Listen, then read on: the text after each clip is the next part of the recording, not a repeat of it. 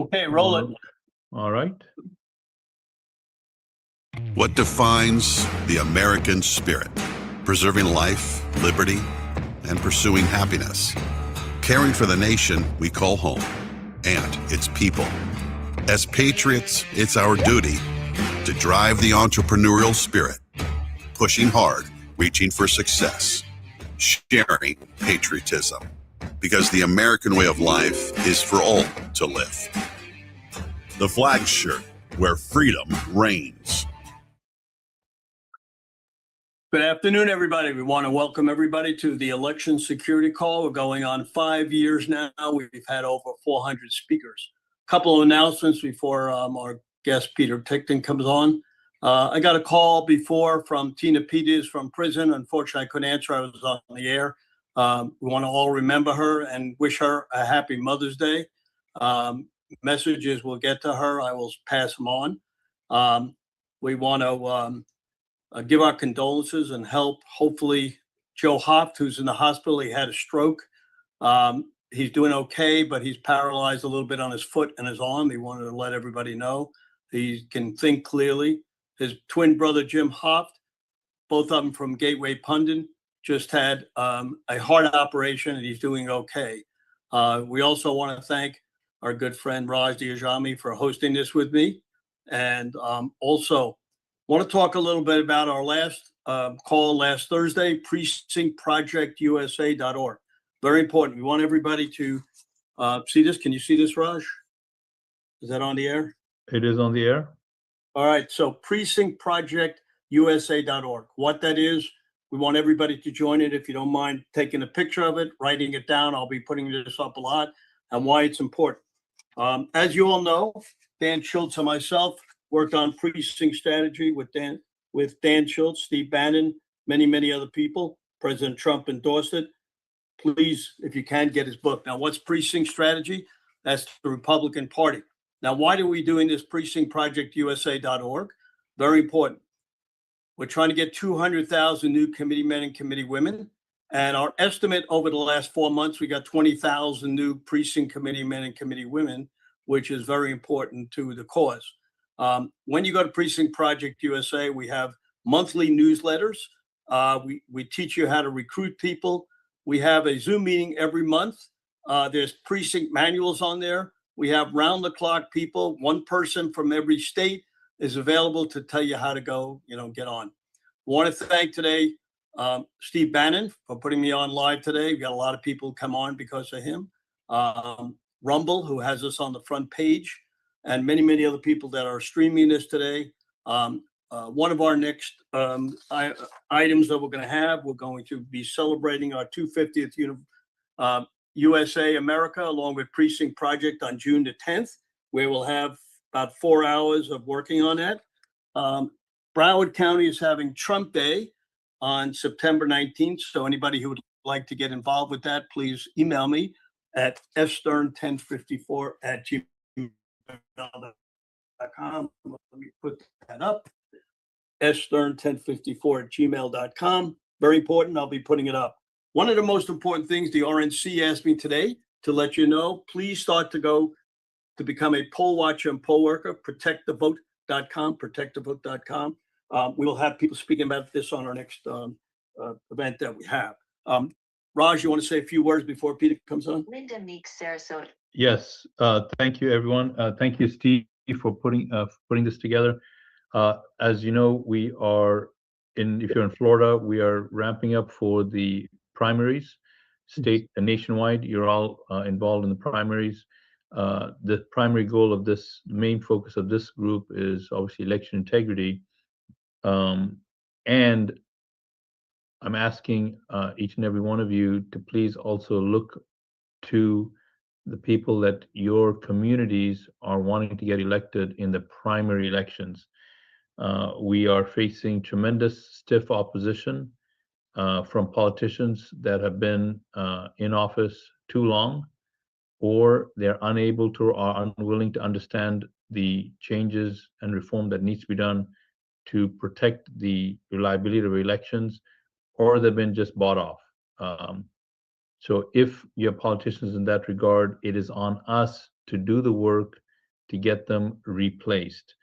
And I am working closer now than I've ever worked before on a campaign, and I can tell you firsthand that getting someone in office is one of the most difficult projects that I've ever been part of, due to the number of people that have to be moved, motivated in a short amount of time, distributing palm cards, having house meetings, staying in touch with people that vote or should vote but are not voting, motivating people to vote.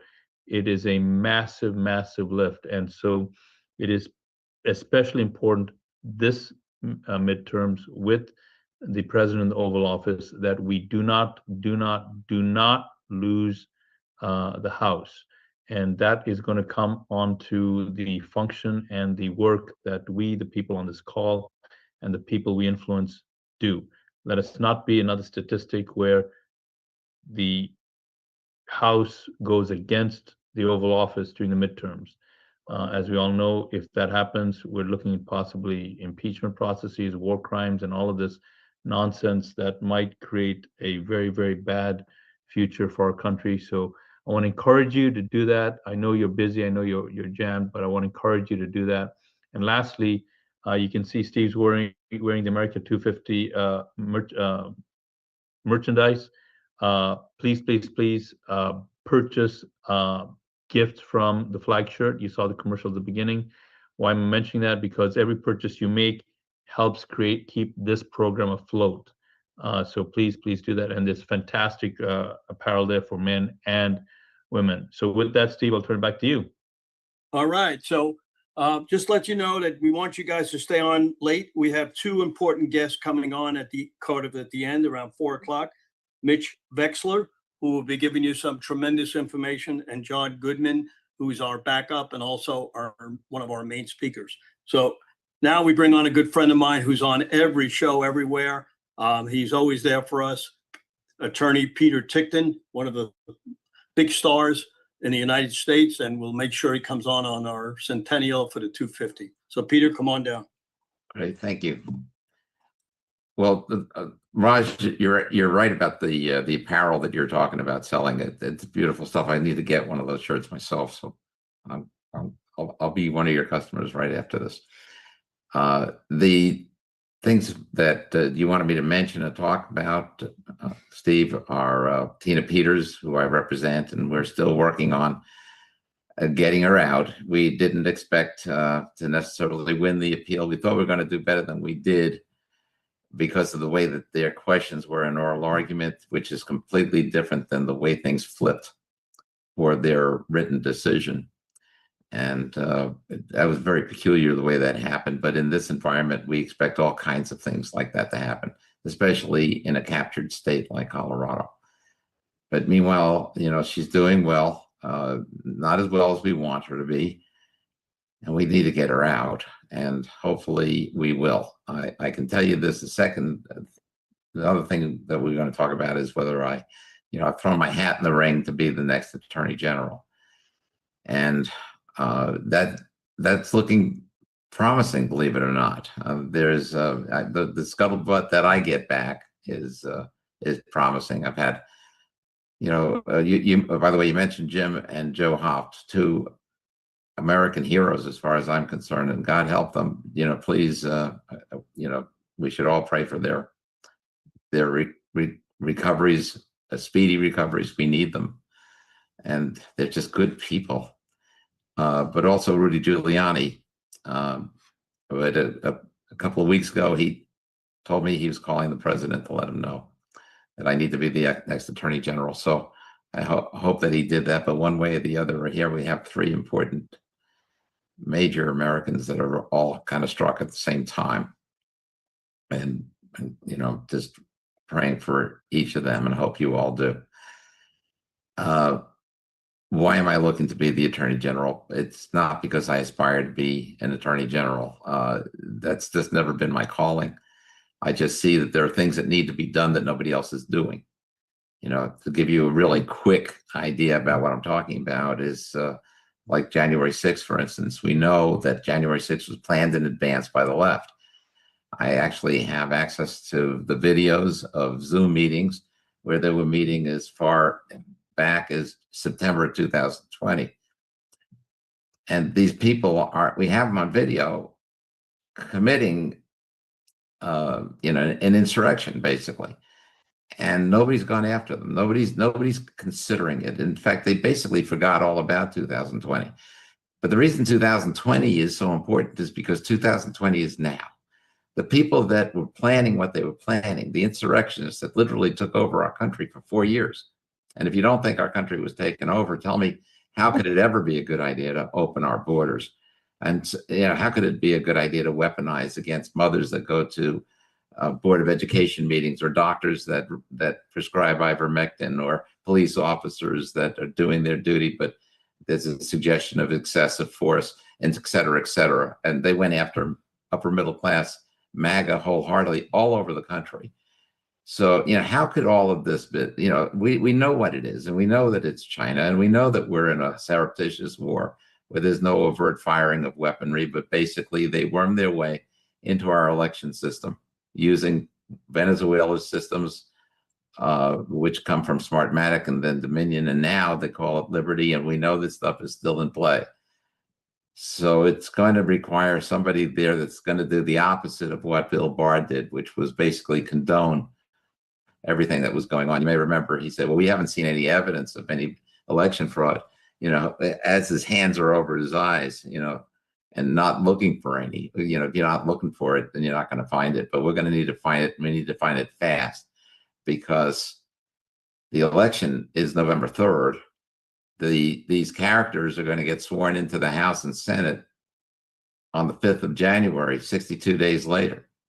That's no time at all. That time's going to fly by so fast. If we don't have this stuff figured out in advance with the right investigations going on, just in case the worst thing happens, then the nightmare scenario where they are able to impeach both Donald Trump and J.D. Vance and then remove them and make Hakeem Jeffries our next president, where we'll have lost it all. We need to make sure that we have someone in place that's got the mechanism going forward to basically put the brakes on whatever it was that took over.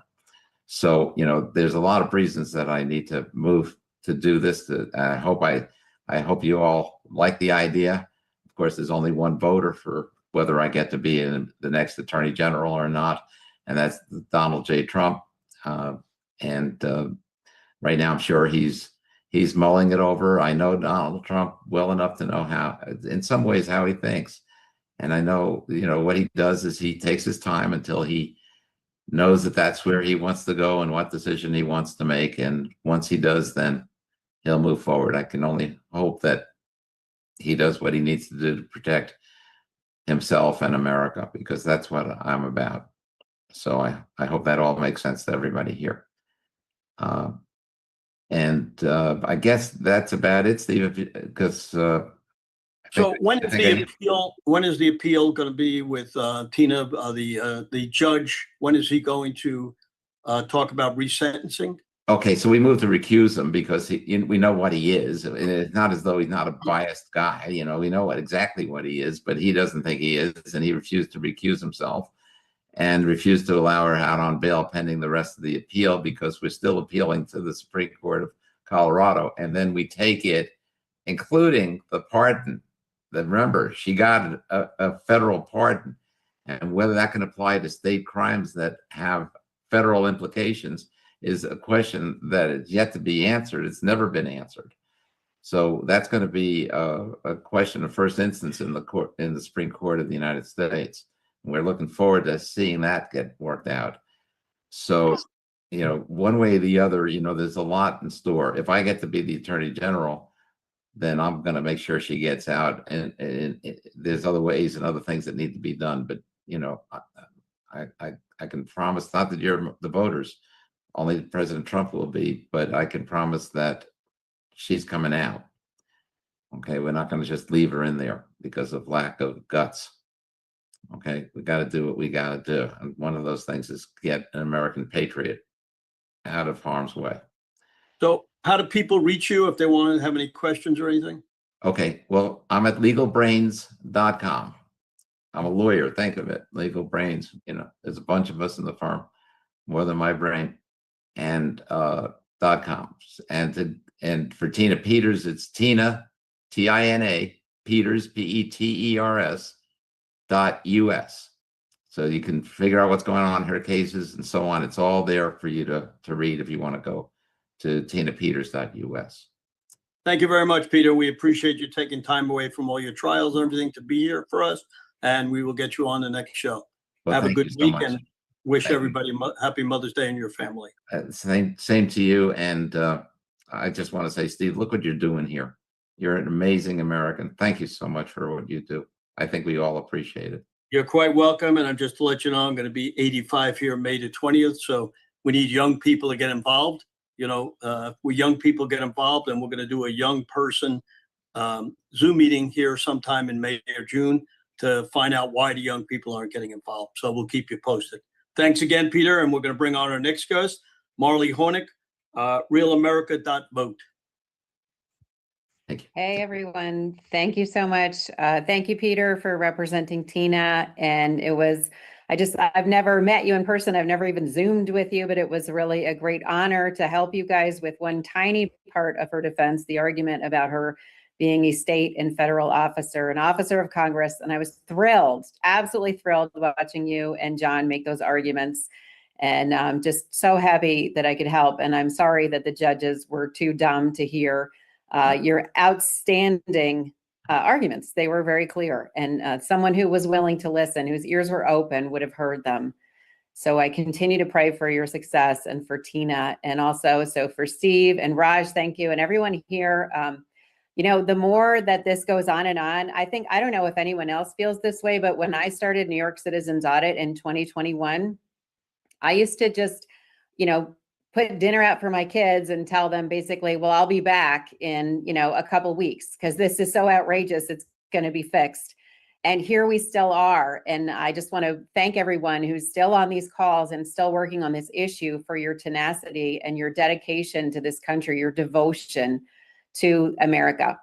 And I just want to talk a little bit about what I'm doing right now at realamerica.vote. As most of you know by now, I was removed from Unite for Freedom after dedicating my life to the organization, training up the people, doing all the recruiting of all the data analysts and whatnot, cut out in one morning, just all my privileges revoked and just booted out of that organization.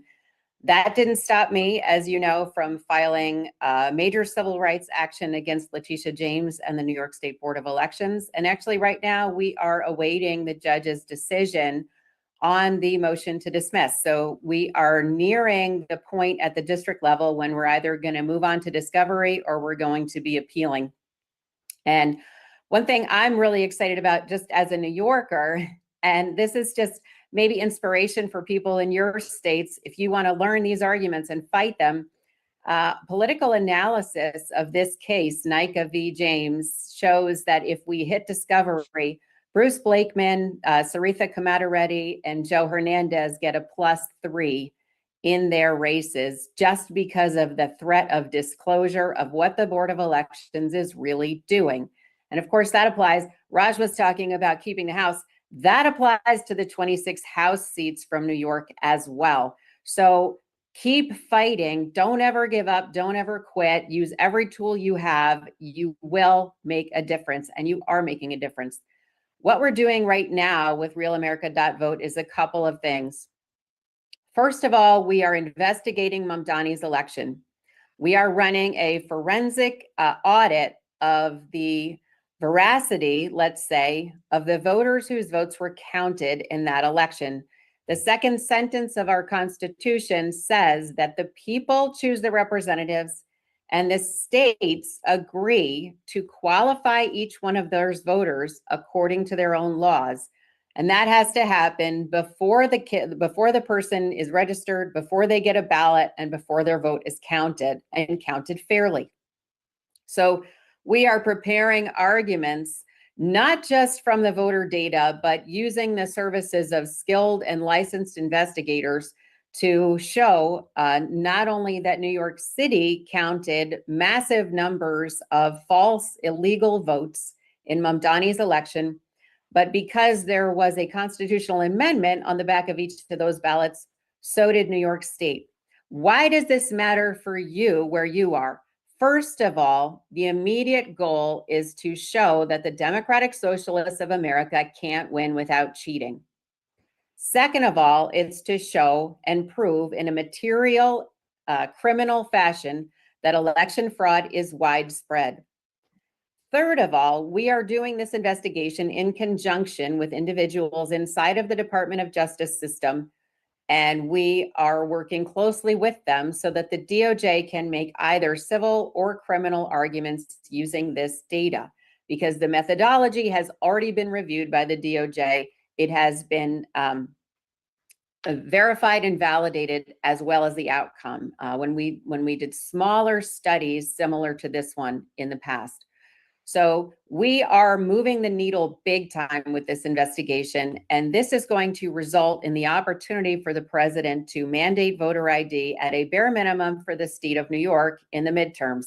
Going back to Raj's argument about keeping the House, there are multiple New York State House seats at risk, and so forcing a legitimate process in those elections is going to help every American have legitimate representation in Congress by holding that majority, holding on to every single seat we need with our fingernails, clawing them back, because we know what is going on right now. People who prefer big government, income redistribution, which is nothing other than government theft, and all of these socialist policies, which we know historically end in mass violence. They don't end in utopia. That's not where they go. We have to claw our country back from their clutches because they're very close to success.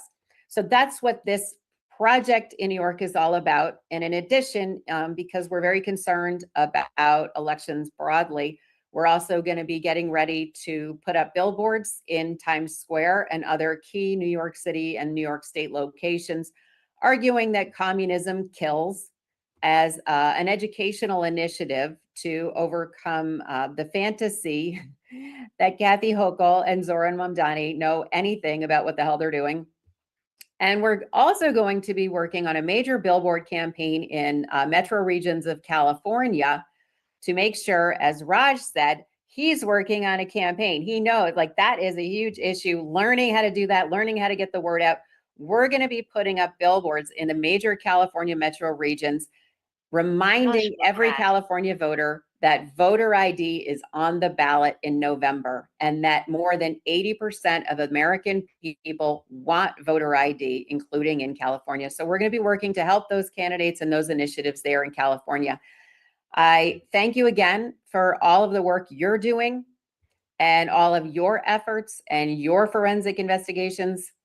And I encourage you to be in touch with me. I'm always looking for people who want to focus on this work, want to work together as a team with integrity and, frankly, loyalty.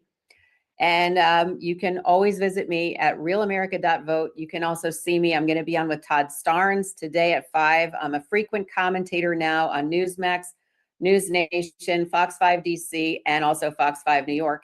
And of course, that's so I can be a trusted resource for you and all the people who understand the election problem through the midterms. So I'm really looking forward to representing these issues as the midterms unfold. And I encourage you to reach out to me and get me educated about what you know so I can represent it. Thank you so much. realamerica.vote.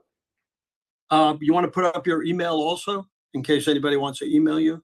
Absolutely. It's just mh@realamerica.vote. And that's also Real America Vote is my Twitter. Also, I have Marley Hornick 1. If you used to follow me at Marley Hornick, please follow me at Marley Hornick 1.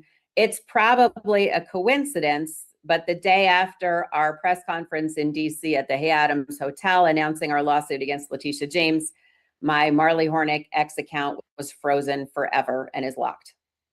Probably a coincidence, though. They're always after us. Yeah. Well, thank you very much. We appreciate you coming on today. I know you're always a busy young lady because it's always hard to get a hold of you. So thank you. You have a great Mother's Day, okay? Thank you, Steve. That's very You're sweet. quite Thanks, welcome. everybody. So a couple of the people were asking me about where to get our shirts because we put it up. If you go to theflagshirt.com. We have some of the greatest t-shirts, and we see a tremendous increase in business for the 250 anniversary. So we hope everybody be wearing it. And when they go to DC, we expect about 1 million or so people up there. So if everybody's wearing a hat, we'll sell 1 million hats. So that's terrific. Okay, our next guest, I'm glad to have him because we've been trying to get him for a while, Ed Vidal. He's an election integrity brigade from Miami. Of course, I'm in Fort Lauderdale, and I'm from Miami originally. So we're glad to have him. So Ed, come on down. Unmute. All right, Steve. Thank you very much, and I commend you for your energy. I just attended my 45th law school reunion, and I found out that we're going to be celebrating our 60th. So my new goal is to survive, not to survive, but to thrive until I get to another 15 years. So I'm working on that. On election integrity, I'm one of the founders of the Election Integrity Brigade here in Miami-Dade County. And the way we started was after the 2000 election, a lot of people were concerned. It was obvious to us that the election had been stolen. Now, I had been active in poll watching. I'm a lawyer. I've been active in poll watching when I was just before I went to law school in '78 in Chicago. So I learned poll watching in Chicago, but then I was a corporate lawyer for 30 years. And in 2008, I realized who we were going to elect as our new president. So I was active in poll watching ever since. I was poll watching in Philadelphia in 2008, New York, Mount Vernon, New York, White Plains, New York, Houston, Texas, and so on. But after the 2000 election, I decided that I had to become more involved. So I tried to join our Republican Executive Committee here in Miami-Dade County. And many other people did the same. We had about a dozen or more people. And we started working on recruiting more people for the Republican Executive Committee and focusing on cleaning the voter rolls, fighting vote by mail, and generally changing the approach of the local Republicans. One thing you have to understand about the state of Florida is Florida is a red state and a Republican state, but it's not necessarily a conservative state, at least on the government end of it. It's definitely very hard to get our Republican establishment to pay attention to the need for election integrity. And I think Raj was referring to that earlier. So unfortunately, the Republican Executive Committee here in Miami was not very receptive to our request for election integrity. So in 2023, we left and we formed our own organization. We're not affiliated with the Republican Party. They can't stop us from doing anything, but we're all conservative Republicans, but independent from the establishment, which is something I commend to all organizations like that you might want to be doing. And so since then, we've been focusing on various issues, as I said, voter rolls, but my particular focus has been on vote by mail. In 2000, the election was rigged with all those mail-in ballots that were sent out. We'd never done that. If you look at other countries in the world, nobody does that. France tried it from like 1958 till 75. They got rid of it because of massive fraud. I've interviewed journalists from all over the world. They were here in 2024 to see the electoral process. I met with them. Nobody does vote by mail like we do, especially places like Oregon, California, where there is no in-person voting. So we have been fighting that in every way we can. We're working with Defend Florida and other election integrity warriors in the state of Florida, trying to get legislation that will limit the use of vote by mail. However, what's happening is that the Florida Republican establishment, which holds most of the supervisor of elections and certainly supervisor of elections here in Miami-Dade County, don't care. They think vote by mail is fine. So let me give you, even though President Trump has spoken against vote by mail, he's threatened, he's issued election or executive orders limiting vote by mail. The people in the Republican establishment in Miami-Dade, they've been endorsed by Trump, and they still don't pay attention. They think that it doesn't apply to them because in Florida, you cannot get a vote by mail unless you request it. So they think that's a magic wand that limits them from limiting vote by mail. They think they're okay. Well, here's what happened recently. In Coral Gables, in Miami-Dade County, there was an election. Election day was in April. They sent out vote by mail ballots in March. The Florida statutes specifically say that you cannot send, the supervisors of election cannot send a vote by mail ballot to a voter that has not requested it. In this case, they sent 37,000 vote by mail ballots on these amendments to their charter, and nobody requested it. So what did I do? One of the things that we're supposed to have here in Florida is we have a Republican Secretary of State, and there's also an Office of Election Crimes and Security. So I notified them. They don't do anything. We've had the same problem with other situations where we've notified them of that on particular days, 90,000 vote by mail ballots were requested by one person. Who did that? Where'd it go? So that's another issue. Finally, a couple of years ago, we sent to the Florida Secretary of State a registration form that was sent to a new immigrant that had just landed. The Florida Department of Welfare had sent her a voter registration form.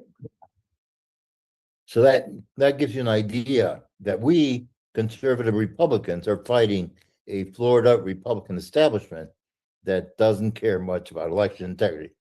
And that's a continuing fight. I'm looking forward to joining the Precinct Project.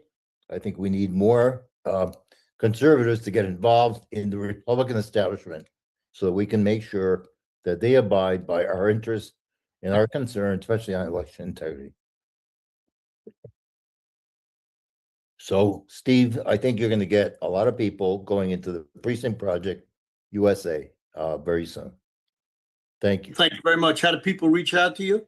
Okay, go to electionintegritybrigade.com and you can leave a notice there. Electionintegritybrigade.com. Thank you very much. Okay. You got it. We want to thank Voice of the People, Dan Sriglio, for streaming us today. He gets a lot of people in a lot of countries. Also, Larry Courtcamp from OBBM Network. SG Annan right now has, we just looked, 13,000 people on it. Joe DeBox always helps us out. He's on today, but he will be streaming it tomorrow. So we have a lot of people that stream it today, tomorrow, over the weekend continuously. Cloud Hub gets a huge amount of people. Rumble is on the front page. X, we have people doing it on X and other particular things. Raj, tell us how Defend Florida is helping us, since we just had a Florida guy on, and what you're doing coming up. You want to unmute, Raj? Yeah, he's unmuted. Go ahead, Doctor. No, it's you, Raj. Give us a little background on Defend Florida. Oh, yeah, sure, absolutely. So regarding the work for Defend Florida, and sorry, Steve, I was multitasking there. Regarding the work of Defend Florida has been working on election reform in the state of Florida now since 2021. The more important piece, though, is that the volunteers at Defend Florida have just been very focused on execution. So whenever we have a chance to hear something from any one of the election integrity experts that have been featured on this call, the team would just work on it and jump on it. And they were very material in getting election reform passed in Florida that created the revised regulations on how to maintain the voter rolls, the election crimes unit. But if we jump forward to where we are now, over the last few years, the reform that the state needs in Florida have been rebuffed by our legislators. And so, and this might be happening in your neck of the woods as well. And so we advocated, we educated, we met legislators in Tallahassee, which is our state capital. We met legislators in their home offices throughout the district. We checked off just about every box that you can think of with regard to doing the work to pass election reform. Having been rebuffed on many of the important pieces, what we have now drawn the conclusion on is and I'm sharing this with you because I'm advocating this for your consideration if you are not already doing it, we have to now become very good at raising a lot of money. We have to become very competent in raising a lot of money. So I'm probably stating the obvious, but wherever you are, definitely here in Florida, the people that are opposed to our ideals are massively funded. They have a rat's nest of PACs that move money in undisclosed ways, legally, but they move money in undisclosed ways from PAC to PAC to PAC. Incumbent politicians use these PACs to force newly elected officials to toe the line and to behave in accordance with what the establishment agenda is.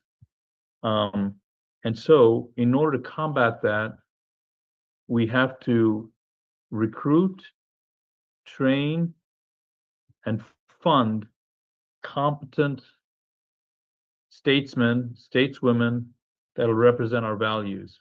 And the money part of that is going to be something that we have to become very good at. And what I mean by that is we, the people on the call, we have to be buying airtime from hostile media in your markets to both promote your candidate and to draw attention, negative ad campaign on whoever is in charge right now that's doing a bad job of representing the people in your community. We have to do the same thing with paper and digital news sources. We have to fund the purchase and distribution of palm cards, bus stop signs, billboards. So the reality is, as we look at where we are now in 2026, our voters are highly fractured. They're distracted. They're being targeted by messaging from the opposition in very capable ways.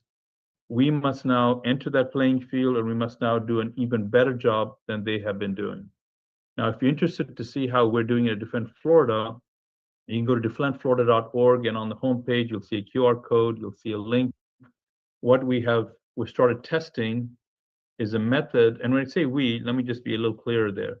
There's a PAC that's been created. The PAC is not part of Defend Florida. It's a PAC called Ground Game. And this PAC, the test here is if a person is interested, they can apply for a unique code with materials customized to them specifically. They can, in Florida, this is allowable. You'll have to check in your state if it's allowed there, but they can share this one pager with people in their community. And that person who shares that information with members in the community, they will actually receive 25% of whatever was raised.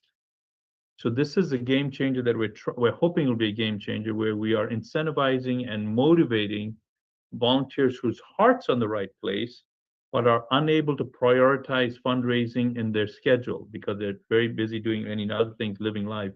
So we're hoping that this way, if someone would take the time and maybe speak to 5 people and they raise a total of $100, that person will actually get $25 of what they raise. So this is a test we're doing.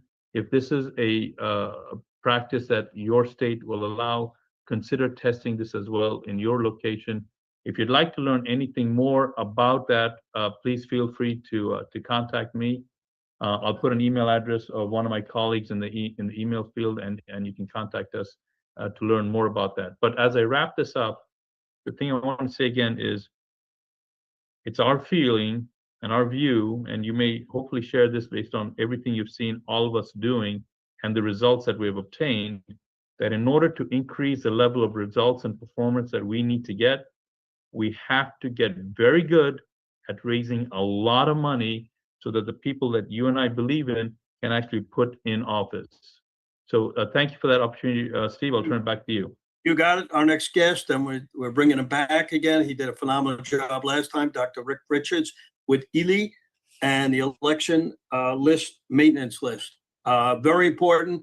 Make sure you get in contact with him. He's got tremendous information.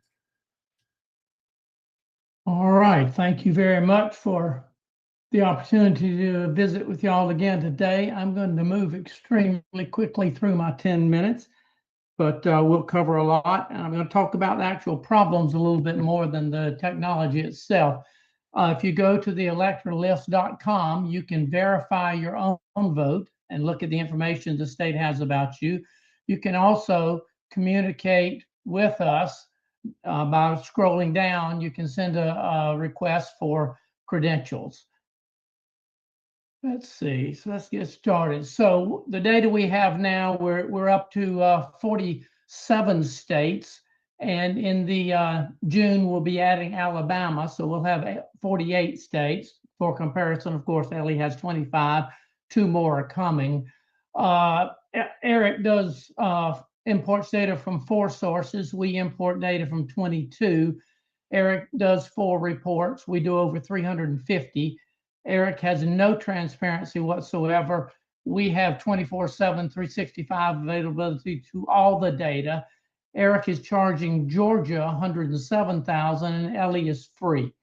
So any citizen in the United States who is an active registered voter and passes our vetting can get credentials to go in, and all 3,143 county election offices can get credentials, and we will be working as citizens to help them do the voter list maintenance. I actually created an AI prompt to look at what it would take for the states to do one-on-one exchanges of voter roll data, which is the current plan for the Eric states to get the other 24 states. North Dakota and New Hampshire don't have voter registration rolls available. And it would cost $9.5 million per state to set up the program to get the data and manage it, and then roughly $7.8 million a year. Ellie's free. This is the dashboard. You get a credentials, you go in. This is under reports, and this is the same registration address report for Georgia. You'll see 13,000 people registered at this one at 1,200. That's just one of the many reports. This submission, when we work a case, it is put into the inbox for the county elections office to pick up. So they are being notified as HAVA requires. This is what it looks when they click down on the record. This person happens to be registered in Georgia and Ohio, so it shows both their registrations. Their Georgia information is in light blue. Their other state information is in deep blue. The post office is in deep blue. The move information is in purple. And all this information is sourced directly from Secretary of State or the U.S. Post Office. Ellie has no data of its own. So we'll look at their address details, Then we'll look at the registration history to see if there's any change been from one registration to another. Then we look at their voting history. Then we look at all the people who are registered at the same address, which would be the same apartment number, and those who are registered at the same address, which would be the building number. And you can see there's 78 found registered at this address. We can click on the arrow and go right to each one of these individuals, or we can work this, proving that it's not a valid address, and all 78 will be marked and challenged at the same time. We have the property tax detail for 159 million properties in the United States. So this has 0 bedrooms and 0 total rooms. We might want to look at it. It's a commercial by property class and zoning information. We'll look at the other address. That's where they have in Ohio, they have the homestead tax exemption, so they shouldn't be registered in Georgia at all. All that's reportable to the county election office. We list the reasons why it becomes a case or a problem, and we tell why it's ineligible for the voter roll and why it's not appropriate for absentee ballot. And all the problems are listed. Each one needs to be addressed, and then we confirm the move with the proprietary change of address information.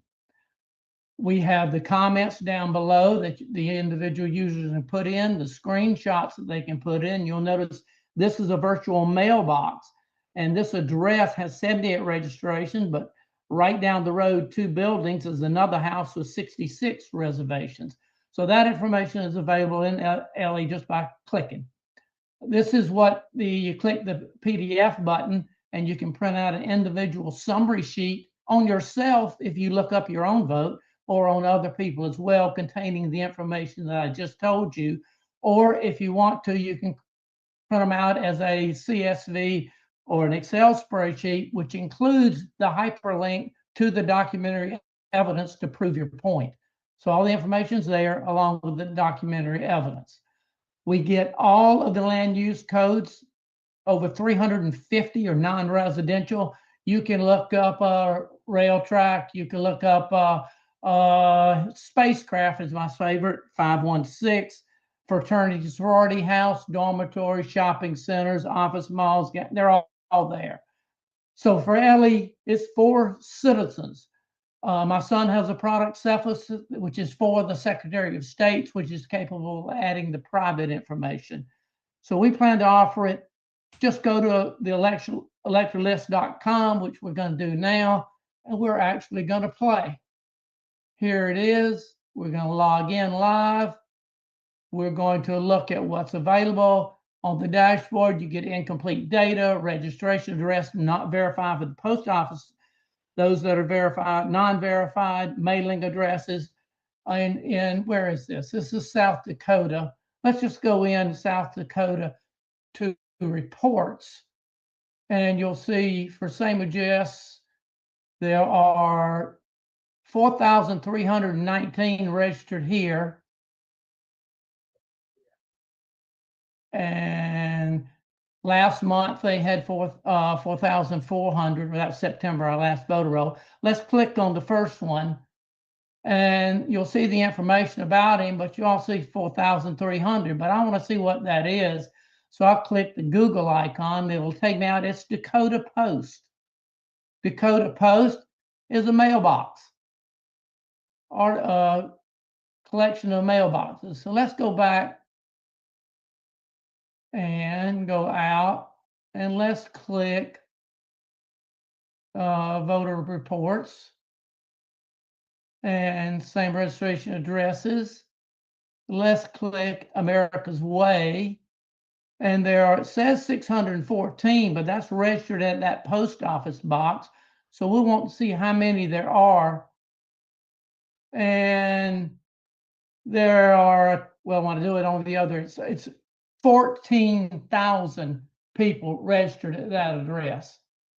So at 3 addresses, one of them there's 14,000, one of them there's 2,100, and one of them there's 700. So we've got all those addresses. That's just in South Dakota. So let's go play around a little bit. Let's go look at these. We can go to voter rolls and we can pick, I'll pick Texas. And in Texas, at the cases, Texas has 18 million registrants, and they have 7.4 million problem registrations. They have 3.7, 20% have a data error. They have 2.7 million with verified problems. What are they? They're a UPS store, or there's a problem with the street number, or there's an apartment number missing, or there's a commercial mail drop, no chain of custody, wrong address, invalid street name, and almost 500,000. You can take this down to the county level. You can take it down to the precinct level. You can do a fine based on cities, fine based on anything, just simply by clicking the detail, the advanced filter. So here we've got moved. In Texas, there are 1.1 billion people who don't live at the address on the registration address. 351,000 of those have registered in another state.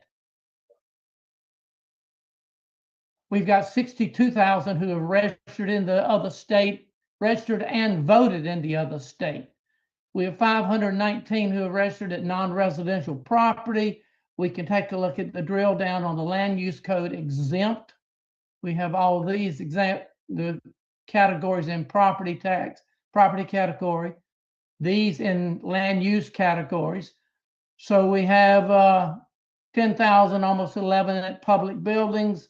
We have 14,000 retirement centers. We had 100,000 at vacant land.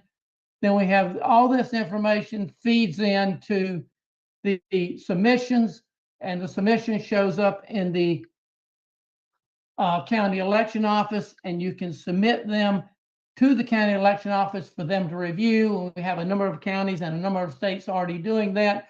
Or you can print them out. That's using the coffee and donuts method of I'm being friendly, I'm being volunteer, I want to help. Those that are not friendly, you can print them out as an Excel spreadsheet and submit them as a challenge. Anybody can sign up and get credentials. The voter list, the election elector list.com. I'm open for questions. We don't have questions, but Okay. let everybody know how to reach you again. Very important. This is one of the most important things that we bring up. Yours is phenomenal, and I know you do this for everybody for free pretty much. So thank you so much for doing that. Let everybody know how to get in touch with you. Yes, sir. Thanks for the opportunity.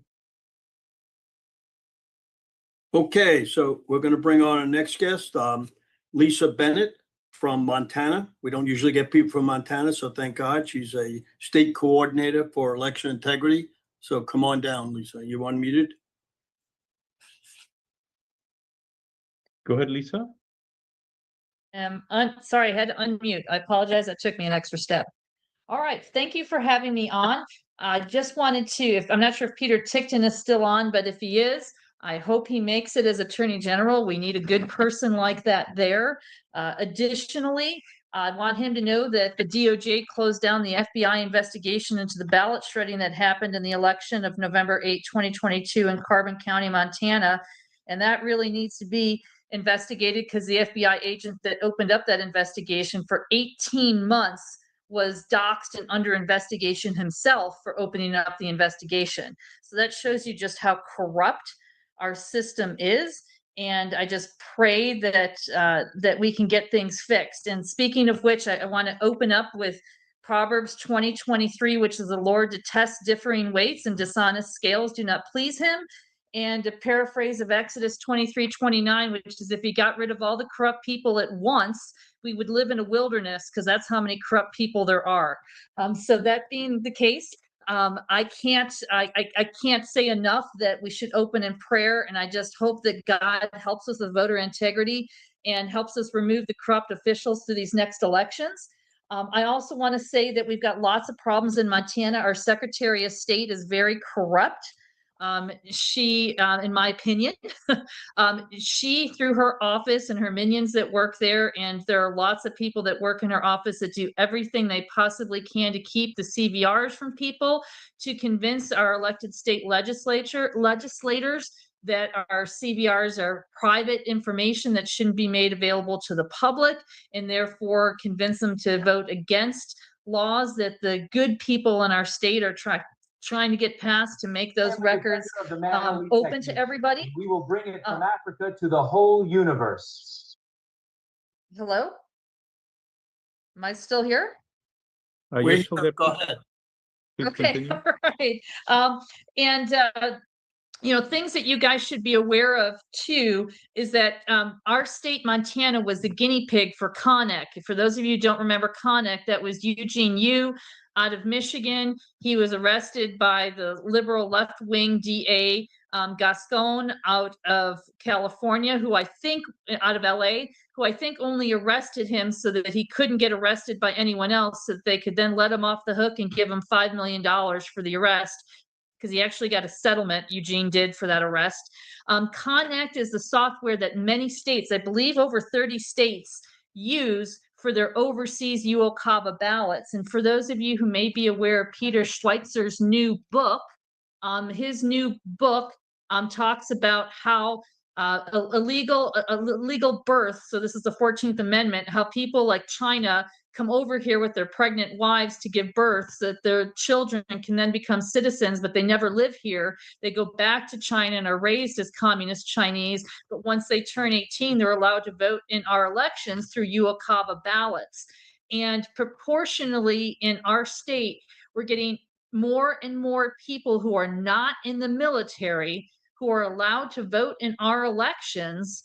And this is something everyone should look at, who were never, ever in our country, never, ever here. So we're talking about this birthright tourism thing, which then these people grow up elsewhere, but they're still allowed to vote once they turn 18.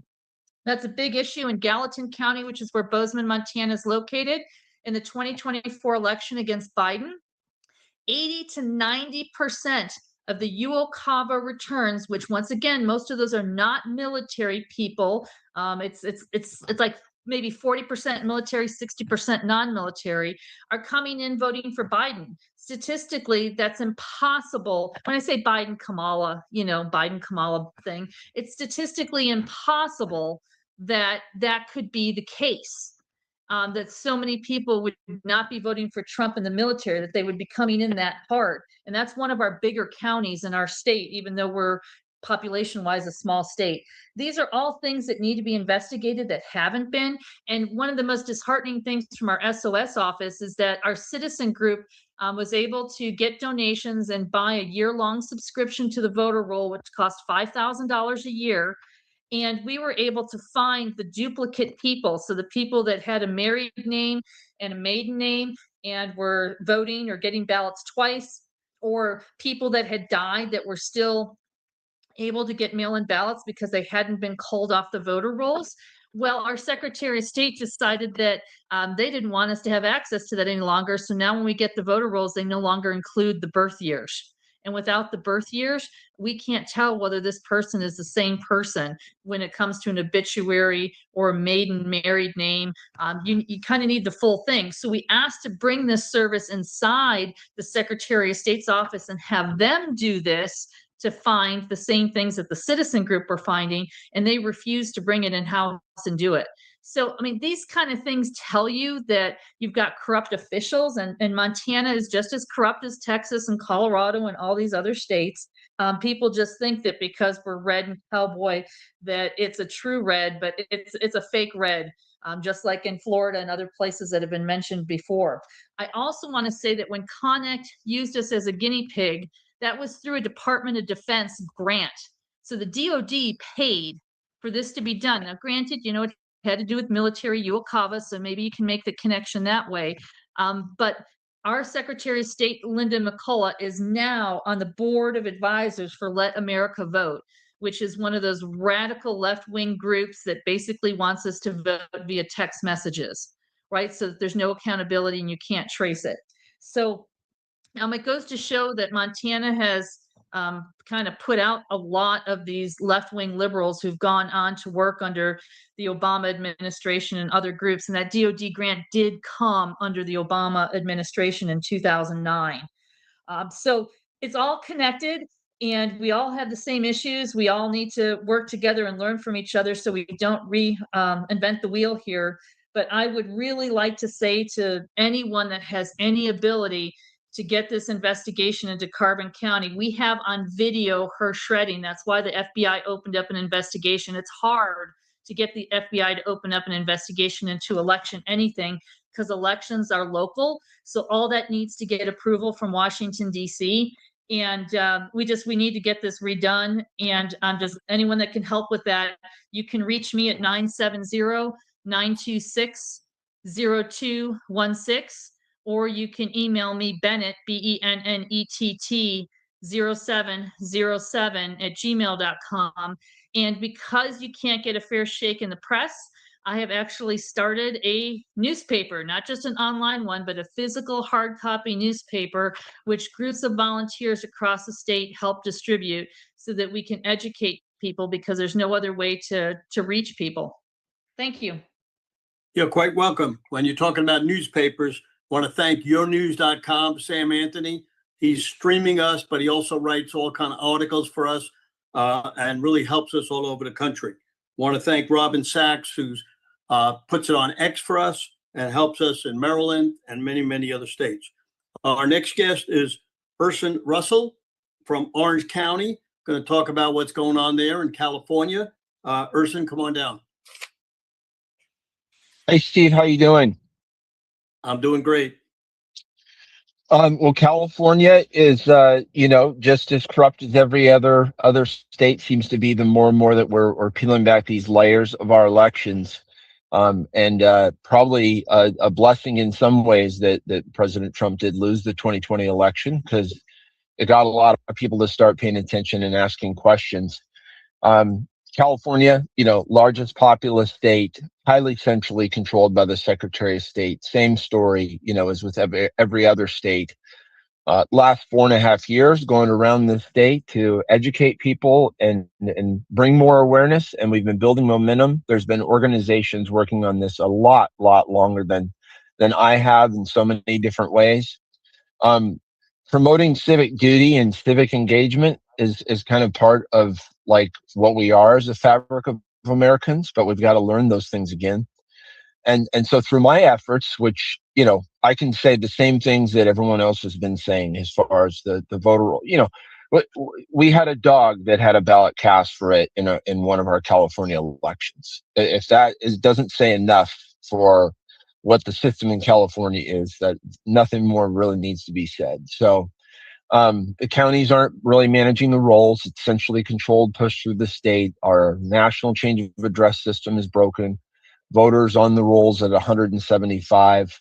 And so these stories that we share, and through my travels across the state and not hearing elected officials taking us seriously, willing to do something, telling us that they don't have jurisdiction over elections.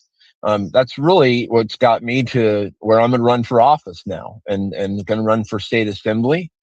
The Constitution in every state is very clear about voting and about the rights of the people and where that process belongs.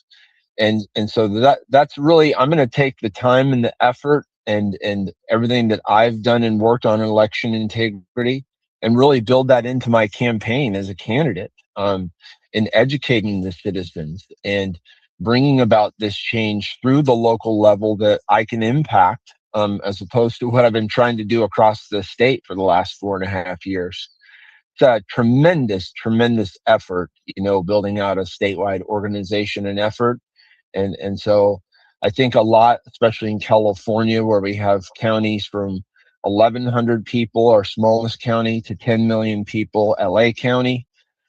There's a lot of different local movements that have grown over the last 4 years. And I think that's probably our greatest strength, to be able to compete in California and get some local elected leadership into office. One thing I would say about our state government, it's a supermajority of one party of Democrats in our state legislature, and they clearly control the whole entire executive branch. We have 80 state assembly members and 40 state senators. So we have 120 people maximum that are deciding with the stroke of the governor's pen for 40 million people here in the diversity we have across all of our counties in population and lifestyles and other things. So I think that's nonsense for Californians. We really need to wake up and realize that 120 people passed 1,600 bills in the last 2-year legislative session in California.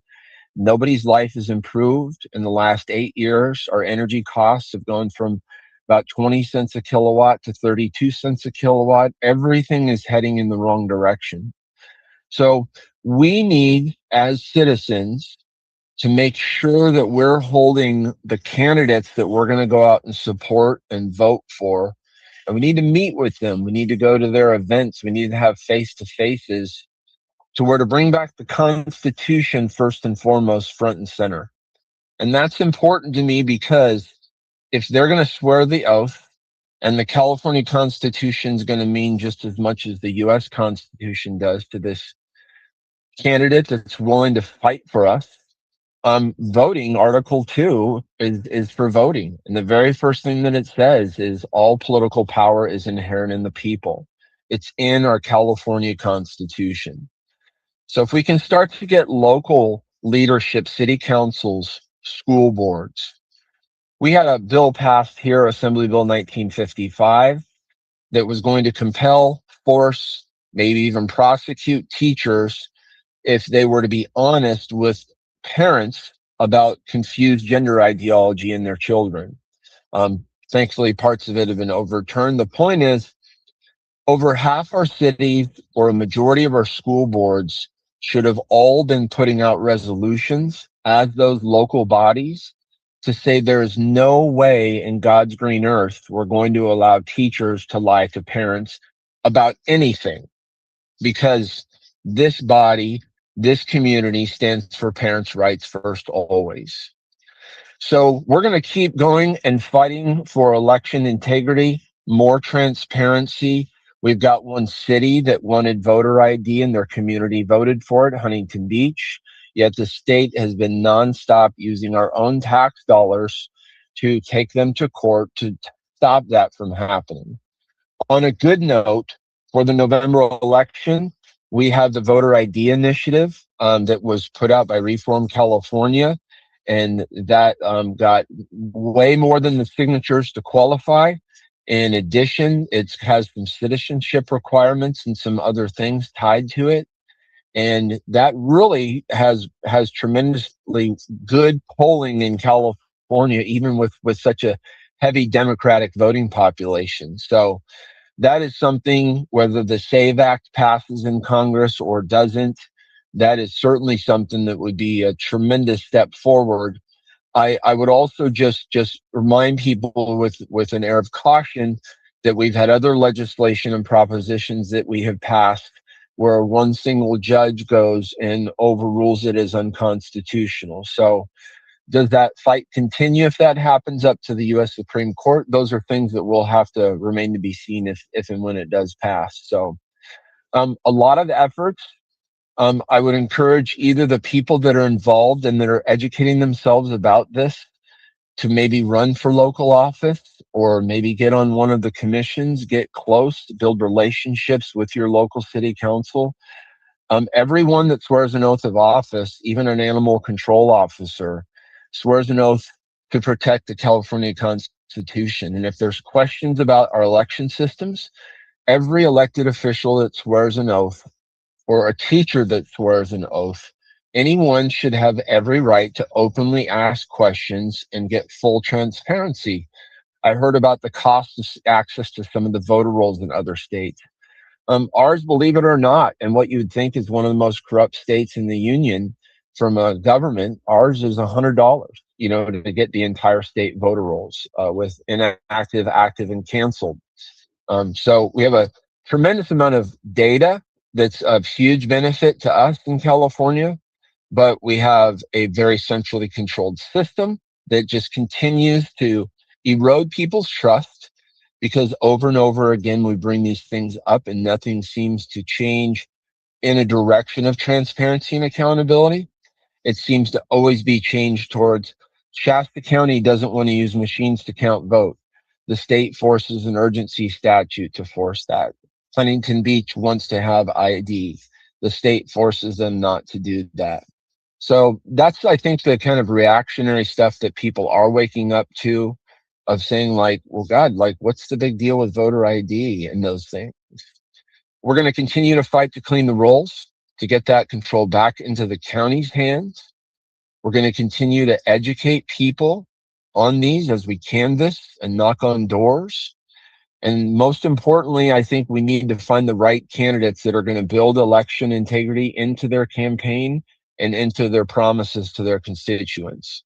It really have to wake up our future elected officials and get them to commit to that. So that's what I'm doing. That's what's going on here. And so many people giving tens and tens of thousands of hours of their precious time throughout this state for this. I just want to encourage everybody. We have a primary coming up. It's about 30% turnout.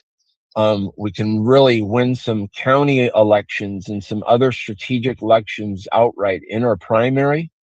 And even if you think the system is rigged, even if you think your vote doesn't count, we ask you to please participate. And the reason is you help create evidence, you help create momentum.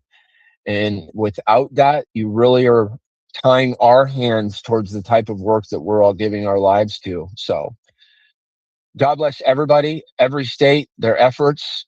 And let's continue, Steve, your whole group, bringing people together, educating the way that you guys have been doing. God bless you. Keep you safe and healthy. And thank you so much for this opportunity to share. You got it. Thanks very much. Our next guest, my good friend, Jeff Clark. It's yourgovernment.org, a former White House staffer, very close to President Trump. Always invites me to the White House, but unfortunately had a back operation, couldn't make it. So we'll have to wait till he gets back in there again. Come on down, Jeff. Raj, you want to unmute him? Go ahead and unmute Jeff. He may have stepped away from, he's not responding. He may have stepped away. I got it. his- Can you hear me now? Yes. We can. You're on. Very good. All right. Well, thanks, Steve. Always good to see you and Raj. And I'm glad to be here. As you noted, I left the White House about a month ago, and now I'm in my new role as the Vice President of Litigation of the Oversight Project. And our goal is to, just as our motto says, that it's your government, and we want to make it more accountable. I have been spearheading various litigation things there, and I also testified to the Senate a couple weeks ago about Operation Arctic Frost, and it was the same day that there were revelations about another nefarious operation that was conducted during the Biden administration called Operation Rampart 12, where they had a crazy theory that there were Republican members of Congress trying to give their constituents tours, and that was a way of allowing the insurrectionists to understand the layout of the Capitol. When that theory collapsed, the DOJ lawyers who were working on it shed a lot of tears about that. But given the focus on election integrity here, let me focus my efforts and my remarks here, I should say, on what we're doing in that front. So we have a case that we're working on in Michigan that I should not give a lot of details about now, but let's say it's about cleaning the voter rolls.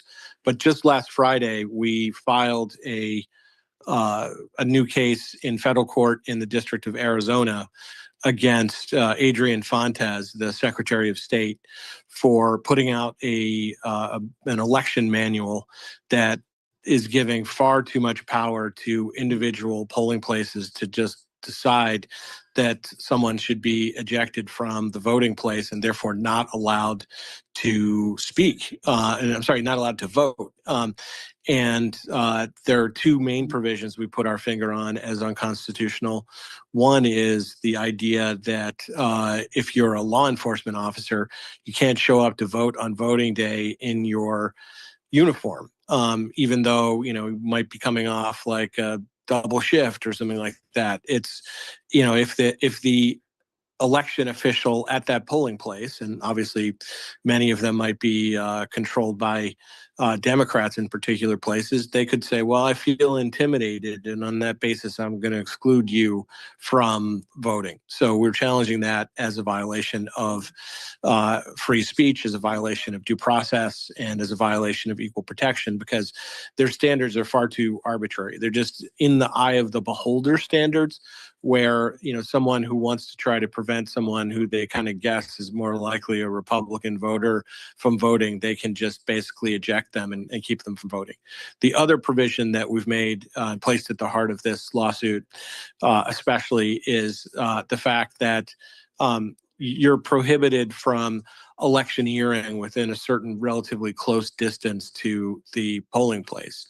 But outside of it, you're permitted to do electioneering. If you're someone working for the local county Republican Party, who's the plaintiff in our case, you can stand outside the 70 feet or so, and you can give people flyers. You can speak to them. You can advocate for your candidate or candidates. And this is a major protected First Amendment right, that you have a right to speak about political matters, to urge, who you recommend should be voted for.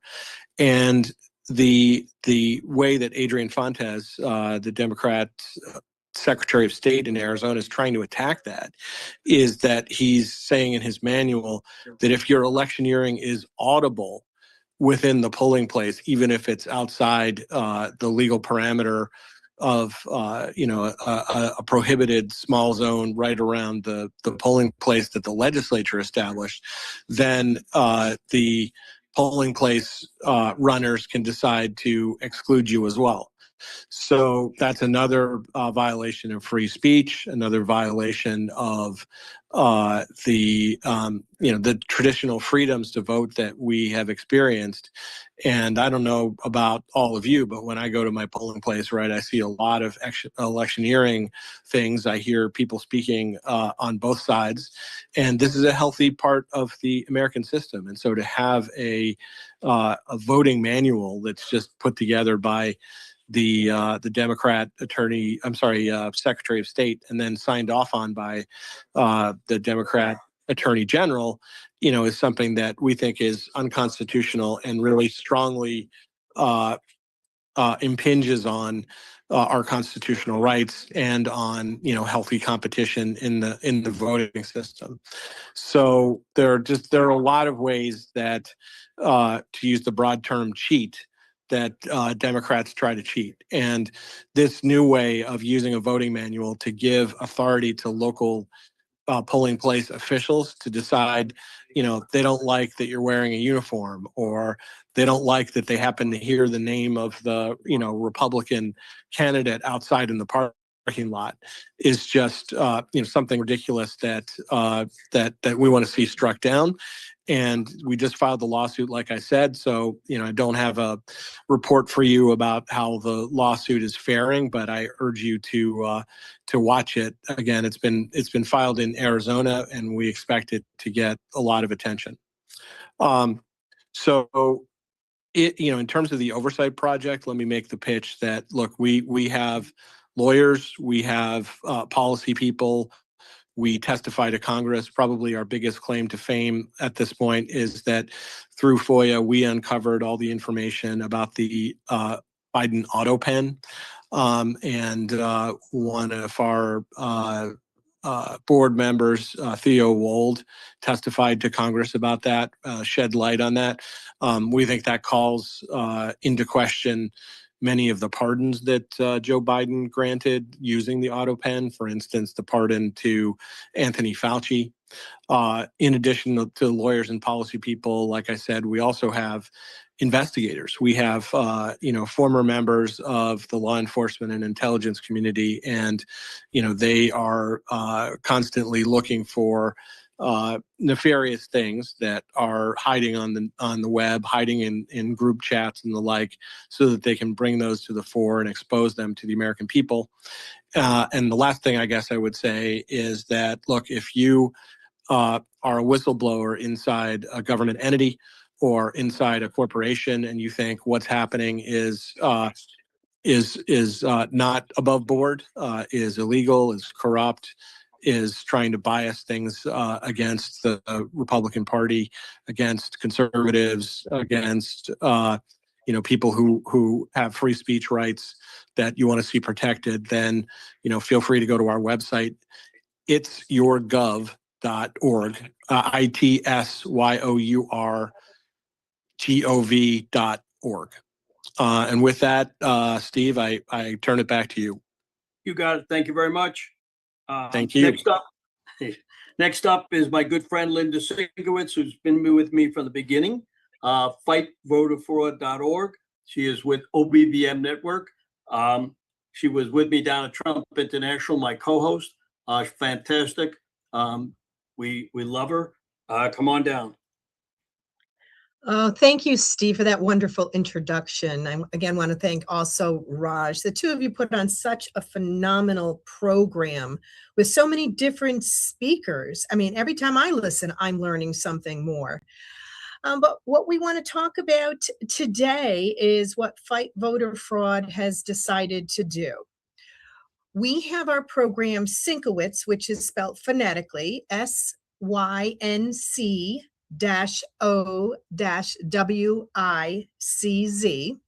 And we're in our second season, and we have guest hosts that come on, and then we talk about the 5 different states, national stuff that goes on, international stuff. Everything has to do with elections. Well, a few weeks ago, we decided to launch a new series that I'm sure everyone should be excited about. It's called Syncowitz Presents Candidate Spotlight. We are offering 20-minute interviews for any candidate that wants to be interviewed. Doesn't matter what they're running for. We joke, we don't care if we're running for dog catcher. We want to help as many candidates as possible by doing this 20-minute video. You know, we tape it, just so you know, we tape it ahead of time. We get your assets, whatever you want added. And then I have a wonderful producer, Tim, who adds the rest of the graphics. The stuff looks so professional on what he does. So if you have any candidate that you would want to have them do a 20-minute interview, they can email me at Linda, Linda, at fightvoterfraud.org. You can also go to our website, fightvoterfraud.org. You can send it through info as well. Steve has been sending me some tremendous people.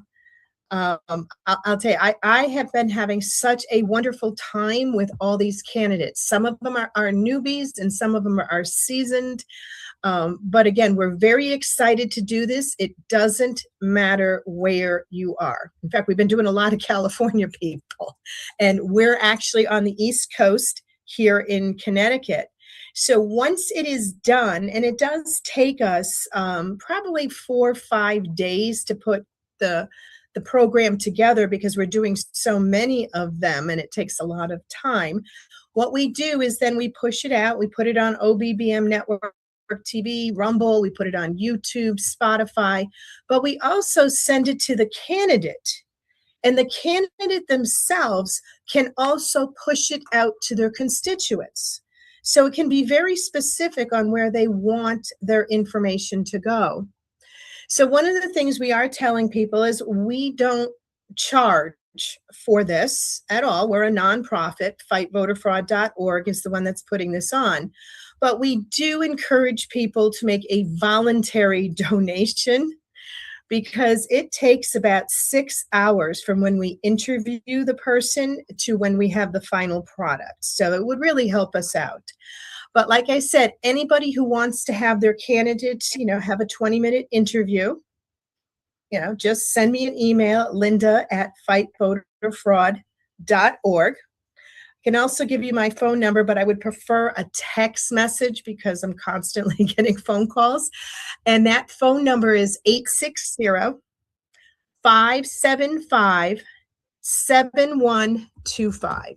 So again, it's 860-575-7125. And you can send me an email, send me a text. You could be the candidate. You can refer a candidate. I do get back to absolutely everyone. Right now, we are booking tapings, I think May 18th. That's how far we're out right now. For our booking times. So if you're interested, we encourage you to do it soon. We do plan on doing this right through October. We really want, again, these midterms are extremely important. And any way that we can help out, we want to be able to help everyone. So I guess, Steve, that's pretty much it right now. Well, terrific. We're always glad to have you. Have a lovely Mother's Day. Thank you, Steve. Thank you. Our next person up is Patrice Johnson, founder of Michigan Fair Elections. We've been trying to get her on for a long time. We finally got her. So come on down. Now, you know that we have people from all over the country. Somebody said, we have a lot of different speakers, Linda. We try to get people from all over. We need your help. If you have somebody in your state that you'd like to get on, email me. We'll speak to them, see if we can get them on our next one. Also, we're looking for new podcasters. We have 150 podcasters, of which not everybody streams it every time, but certainly we have a great cast of podcasters. And every time you add podcasters, you get anywhere from 100 people to 10,000 people. Somebody just texted me that they sent it over to somebody that's got 250,000 people that are on their site. So it's so important, because the more people that learn about this and what we do, the more important it is. Remember, we're doing this for 5 years. We started when President Trump asked to do this, and we started with 500 people, and now we got millions. So it's very important. Patrice, come on down. Well, thank you very much, Steve. Thank you, Raj. It's very nice to be here, and I really enjoyed listening to folks, learning a great deal. So thank you. Yeah, I thought Steve and I talked a little bit about it's a really important issue in Michigan, and that is what we published a report. The full report is 212 pages, but we did a condensed edition, and that's 20 pages, and then we have an executive summary. They're all available on our website in the library. It's at myfairelections.org. And what the issue is that Michigan has a system for catching rules that violate the law. The problem is that this system is broken and it's not lawful. And because of that, we have actually four rule sets now with apparent federal, state, and constitutional violations. So they're in effect, and they will govern every race in this November election coming up. And in Michigan, we have an incredibly important election. We have 13 U.S. House seats, a U.S. Senate seat, the governor's seat, the Attorney General, Secretary of State, all 148 legislative seats, and 2 Supreme Court justices are all on the ballot this fall. So it's a very critical election, and these rules are changing the very foundation of our electoral process. They're terribly undermining to election integrity. So as an example, just to give you a little background, Michigan has 2 checkpoints. We have what's called the Michigan Office of Administrative Hearings and Rules. And then we also have JCAR, which is the Joint Committee on Administrative Rules. But MOHAR was created, it was never authorized by law. It was created by executive order back in 1995 by Governor Engler, and every governor, all 4 governors since him, have renewed their version of this dual rulemaking system by executive order. And this new one that we currently have under Governor Whitmer also added oversight for elections, and also added hearings. And then they hired judges, but the judges don't even report into the judicial side of the government. They report into the executive branch. So MOHAR is dependent on the executive branch for its funding. Its staff is dependent on the governor's will, and it has none of the 5 standard checkpoints. So we went through and compared Michigan to, there are 24 states altogether that use this dual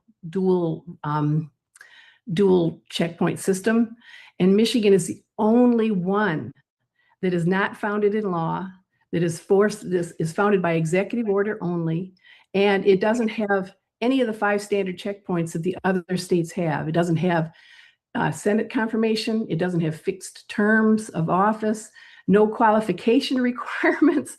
There's no budget independence. MOHAR has none of these. So for that reason, MOHAR scores 0 out of 5 points when we compared it to 23 other states. And the 23 other states averaged, on average, 65% adoption of the 5 standard independence protections. Michigan gets 0. So we're a complete, utter outlier. So imagine if you had a referee who was never officially hired. He has no job description. He can be fired by the coach whose team he's calling fouls on, and also gets to rule on any appeals after the game. That is Michigan's MOHAR.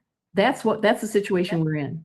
And the problem now with JCAR is that the other rulemaking office is that it can't veto any rules, and it can't even establish a quorum. So last year when these rule sets were coming up, JCAR couldn't even get a quorum to make a vote. And even if they did vote, they couldn't stop them. So we've gotten ourselves in a situation where the Secretary of State, who heads up the Michigan Department of State, has free reign over issuing all the rules over our elections. And she's gone way beyond, just to back up a little bit, Steve, the Secretary of State is chartered with administering the elections, as most people know. But her job is to only administer the law of the elections. She's not by law allowed to make her own laws. And when they do, that's called ultra vires, when they go beyond their authority. And she has gone beyond her authority in a lot of these rules. There are 40 rules already that have taken effect. And of those, a large number are ultra vires. So the package is advanced with 40 provisions altogether.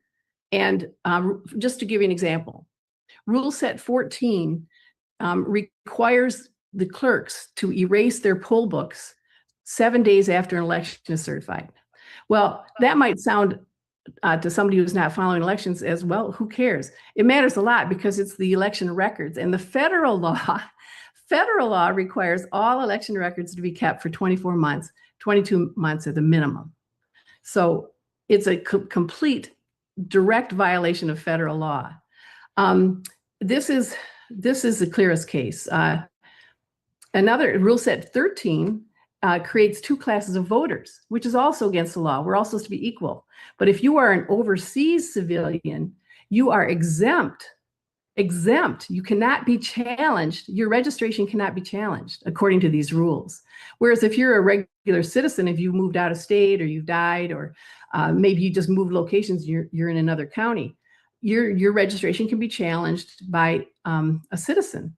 Here, you cannot do that for overseas civilians. So it's crazy is what it actually is. And it contradicts our Attorney General's own opinion.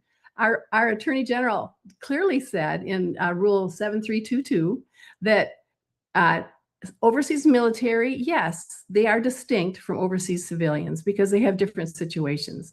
And overseas military need to be given more latitude, but not overseas civilians, for Pete's sakes. We can't even verify that they're citizens, let alone that they're alive or that they're citizens or that they have any residency in Michigan whatsoever. Another crazy rule set that went into effect just today, as a matter of fact, is Rule Set 15.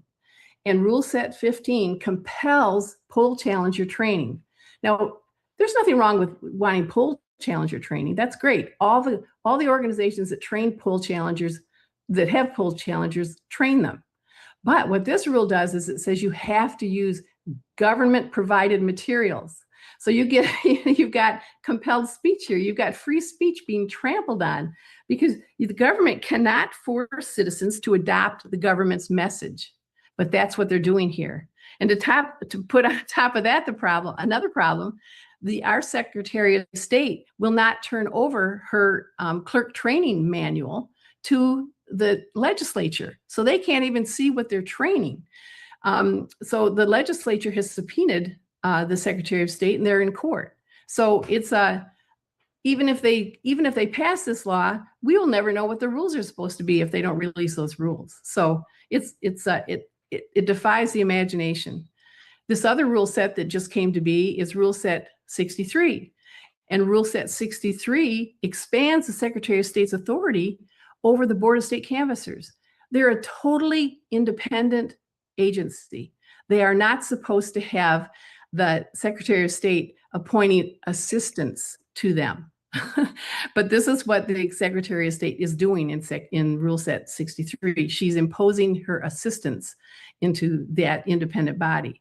And it's not just the Board of State Canvassers, it's also to the clerks. She will be able to provide assistance to the clerks, whether they want it or not, they'll be getting assistance. And we all know what assistance means when it comes to the government assisting. So there's a whole constitutional issue running through these rule set issues.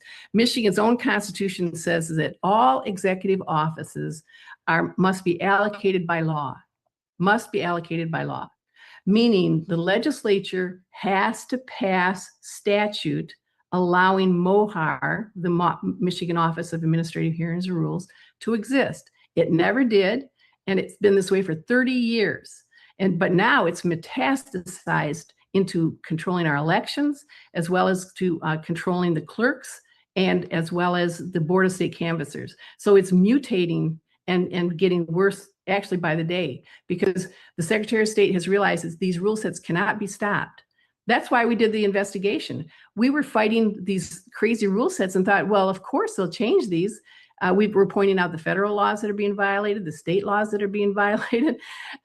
And they went through anyway and went into effect. And when they go into effect, these aren't just rules that are in effect. They have the force of law. They have the force of law. So that means this is why you have people like Stephanie Lambert, a clerk on the western side of the state, being sued for violating a rule that had the force of law from the Secretary of State. And this is government gone wild. It's what we've got here, government gone wild. And interestingly enough, Florida under Scott, I'm forgetting the governor, Governor Scott. Anyway, he tried this. He had a similar system as Mohar, but within the state they sued him, and he lost. And the Supreme Court in Florida said, no, you can't do this. This is executive branch overreach, so they took it down. But Michigan hasn't had its system challenged, and that's what we'd really like to see, the system challenged. The remedies exist. The problem is fixable. The question is whether these can be fixed before the November election. There are legislative fixes. If the legislature said, okay, Mohar has to comport with independent standards, it cannot report into the executive branch and be responsible and be beholden to the governor. 1 minute, Patrice, 1 minute. Oh, okay. Judicial fixes, there are federal fixes. And so anyway, I encourage you to look at our website, mifairelections.org, go to the library, join our blog, sign up and follow us. So, and of course, we'd love you to donate. So thank you very much, Steve. Thank you very much. Have a happy Mother's Day. Next up is Rob Mancini from Pennsylvania, technology guy. We'll give you some great information. Rob, thank you for having me on the show. I'm Robert Mancini. I have a bunch of technical certs, but we won't get into that right now. I want to talk about ballot security. When you get an absentee ballot in Delaware County, you get to fill out your ballot, place it in a secrecy envelope, and then you ship it to Delaware County. Delaware County takes the envelope, separates the ballot and the ballot inside the envelope, and so that you cannot link these two. But there is a big problem. On the ballot, if you can see, are barcodes. These barcodes, one of them contains a unique identifier that links this ballot to this voter, which is me. Now, PA Supreme Court has ruled that ballots without the secrecy envelope are to be discarded. That was in the Democratic Party versus Bachvar in the Pennsylvania court. Basically, Delaware County has printed barcodes on its ballots that violate the civil rights of every voter in Delaware County. Furthermore, I filed a right to know request with the PA Department of State about these barcodes, and they know nothing about it. So my county has gone rogue. They can now tell how voters vote, which is against the law. I'm not even going to count how many federal or state statutes it's against, but it's bad. And this is what I'm fighting in Delaware County. My second process is through a bunch of Freedom of Information Acts. In Pennsylvania, they're called Right to Know Acts. I got the software that was on our machine, which is a HART 2.7. Now, election machines are critical infrastructure, which means the software on there can only be approved software, whereas your computer, your cell phone is not critical infrastructure, so you can download any software you want. Your virus protection identifies software that's not allowed to be on it, which would be called blacklisting. On critical infrastructure, it's a process called whitelisting, that only the software that was approved by the approving agency is allowed to be on there. The approving agency in this case is both the EAC, the Election Assistance Commission, and the Pennsylvania Department of State. On Delaware County's machine, there is a program called MathNet.Numerics, which is an open source software designed specifically for manipulating data. This appears nowhere in the Election Assistance Commission certification of the HART 2.7 or on their website. This does not appear in the Pennsylvania certification of the machines. This software does not belong on there. So these two in sight together means you can take a ballot with a barcode, use the MathNet.Numerics with the barcode, and replace the person's vote. I am currently involved in a lawsuit with Delaware County, CV-2025-010541, about the CVRs, the absentee ballots, and all the files, which the law grants on my side, and a recent PA Supreme Court ruling in Honey also grants me these. Delaware County does not want to give them up because they say I'm not entitled. The importance in these CVRs are, for you tech guys, are PDFs with their own hash codes. So I will be able to tell with these CVRs, if they're unredacted and I get all the metadata, if Delaware County flipped votes. This goes right to Federal Election Law 21081A2, the audit capacity of a machine. These reports will allow me to audit the machine in Delaware County, their votes, and Delaware County does not want to give them up. This is the 6th time Delaware County has sued me over election requests. I've lost every one because try explaining to a judge who has no technical certification what a hash code is. You could teach a graduate level mathematics course on a hash code. But every voter who's watching has a homework assignment. If your ballot has a barcode on it, can you see the barcode? If it has a barcode on it, you need to file a Freedom of Information Act with your county and ask what's encoded in that barcode. Because if they're encoding a unique identifier which links you to your ballot, they're violating your civil rights. I'm a federal whistleblower. I filed a bunch of lawsuits. You have the right to do this. It's not a privilege, it's a right. And the voters need to get involved, and you need to get involved at the grassroots level if you want to change this system. They can cheat so many ways. I myself, with the use of ChatGPT, wrote a Python script that could change the vote based on this barcode. And I could insert it inside the election machines because they do not follow the procedures of whitelisting the software on the machines, and flip 1 out of 10 votes. If you flip 1 out of 10 votes in 3 counties in Pennsylvania, you flipped the state of Pennsylvania from one color to the other, because it's only 10,000 vote different between Republican and Democrat. Do you have any questions, Steve? No, we're good. Thank you very much. Thank you Raj, for having me on. You're welcome. Raj. See if Raj is there. Stand by. Raj, can you put Ohio Amy's video on for 1 minute? Copy that. Stand by.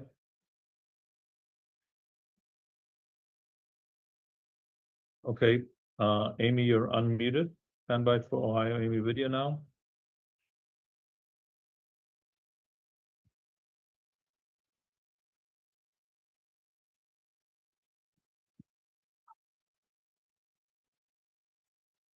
Hi, I can't play the video. I had sent it to you and Steve, but I'll go ahead and take the minute and just. Here we go. Stay Awake America Tour. Next stop, Washington, D.C. Join us May 16th. Register today at stayawakeamerica.com. That's stayawakeamerica.com.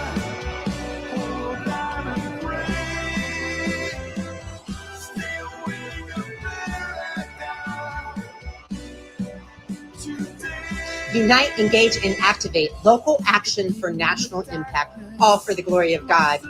Join us, learn the truth, and leave with detailed solutions. Register today at stayawakeamerica.com. Stay Awake America, because America is counting on you.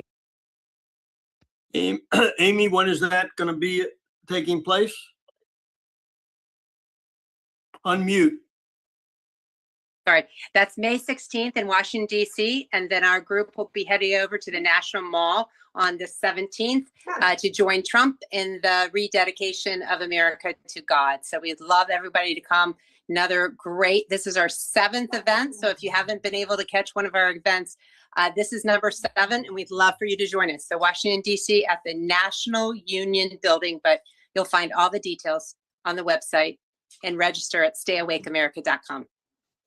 Thank you very much. Our next guest is Stan Woodward, famous from Dallas, Texas. I believe Dallas or Fort Worth, precinct chair. Very important, been on Bannon a number of times, a lot of channels. Come on down, Stan. Come on down. Well, it's been an interesting day. I don't know, the last time I was on here, we were talking about hand counting, which was a while back, but that was last year. Some of you guys know, some of you don't. We had 2 resolutions we passed back in September. Overwhelming majority, like 220 plus people stood up and passed 2 resolutions, one for precinct only voting on election day. That's in our right in the Texas election code to do that. And we wanted to try a hand count. We couldn't get the hand count done. So we elected, though, to stay with precinct only voting. And on March 3rd, we had a primary. And now we published up receipts that show that both the county and the state knew that both the poll book and the team software update was compromised. We have emails we published online that show that they all knew that this was going to cause problems. There were letters from Texas County Association of Election Administrators to the Secretary of State, red flag warnings. People may get sent to the wrong locations. There may be wrong information.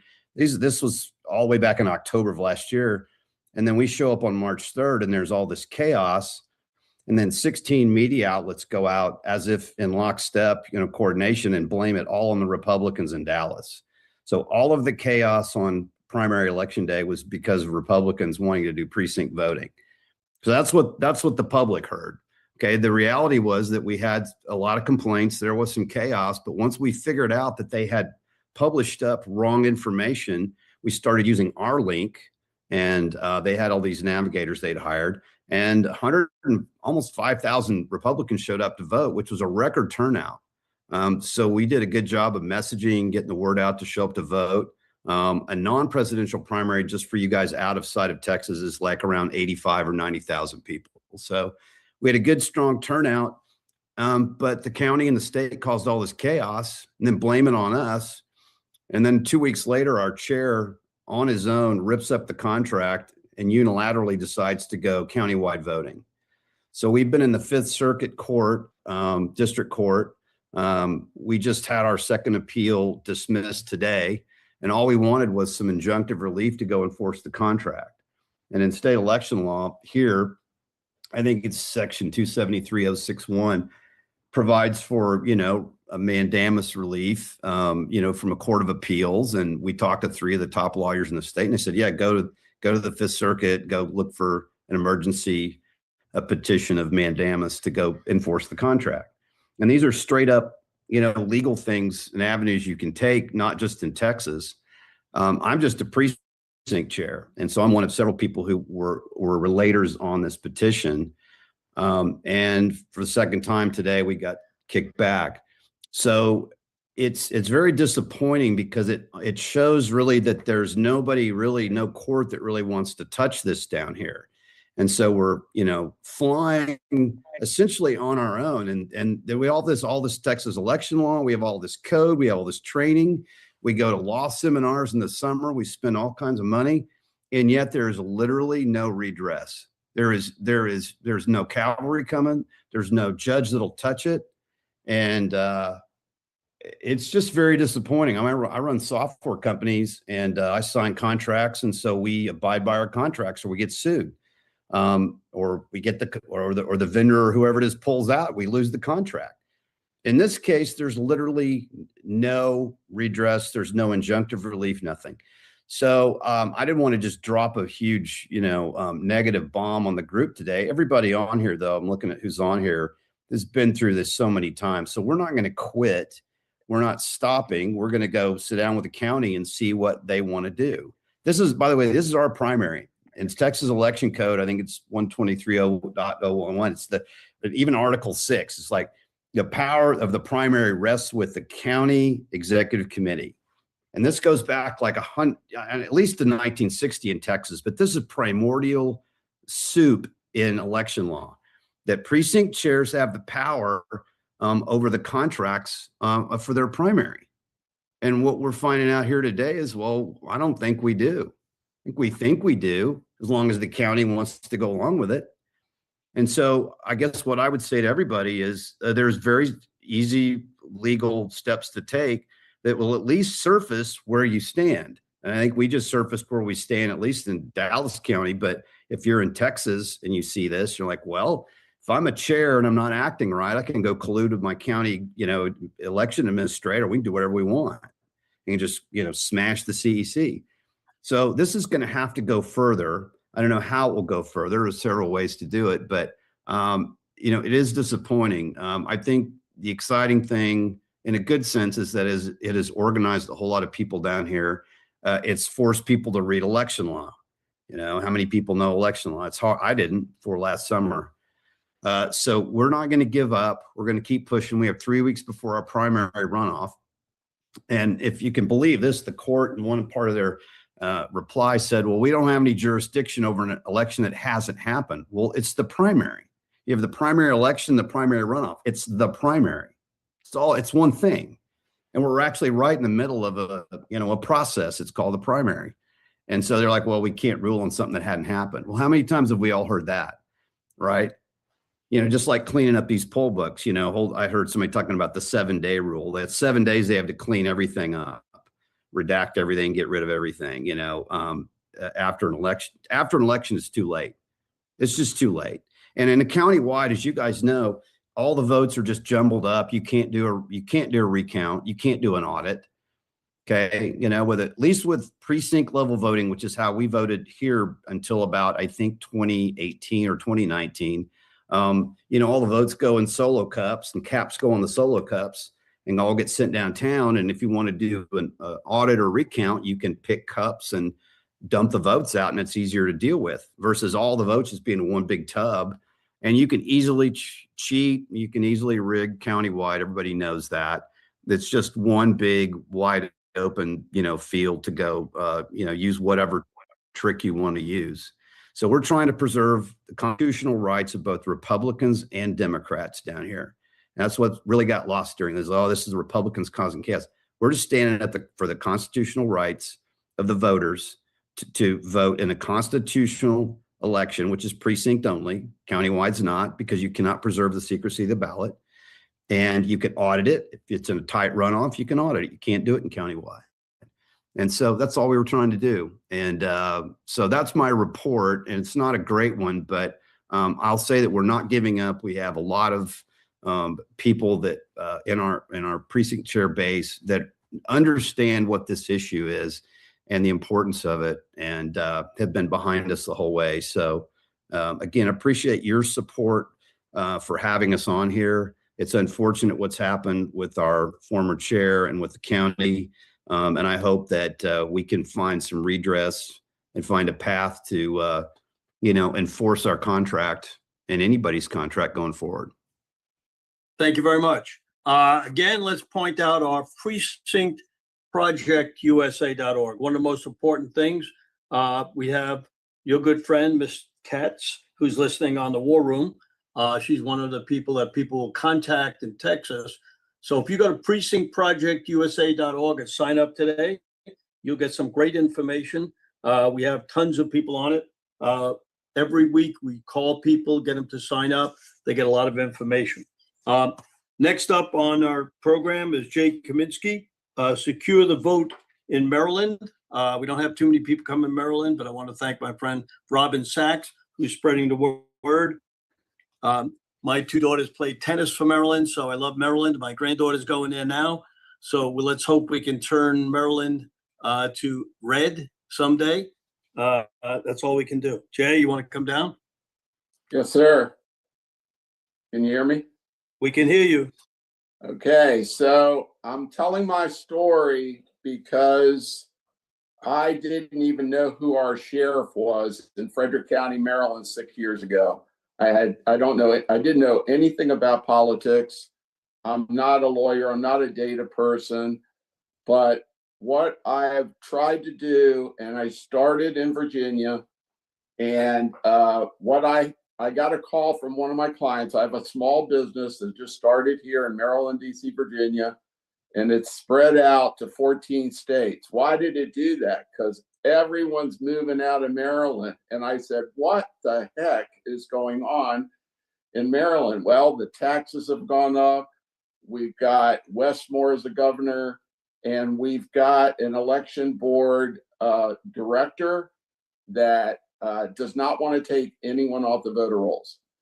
So what I've done was I've started to knock on doors, and we've organized a group of people at the local board that we started with 4, and I'm with Secure the Vote MD. So our fearless leader, Kate Sullivan, has organized a group that meets every Saturday morning at 8 a.m. on a Zoom call. And we have sued the state. I know that the Department of Justice has asked Jared DeMarinis is the problem with Maryland, and he is just refusing to get up the voter rolls. So I personally, what I've done was I've started to grow this list. And to date, I've knocked on over 12,000 doors. And what I've done is, like when Mark Cook came to town last week, we had a sign-up list. I added 8 new people to our list. I've told my 11,000 clients in 14 states about what we're doing to try to get them plugged in.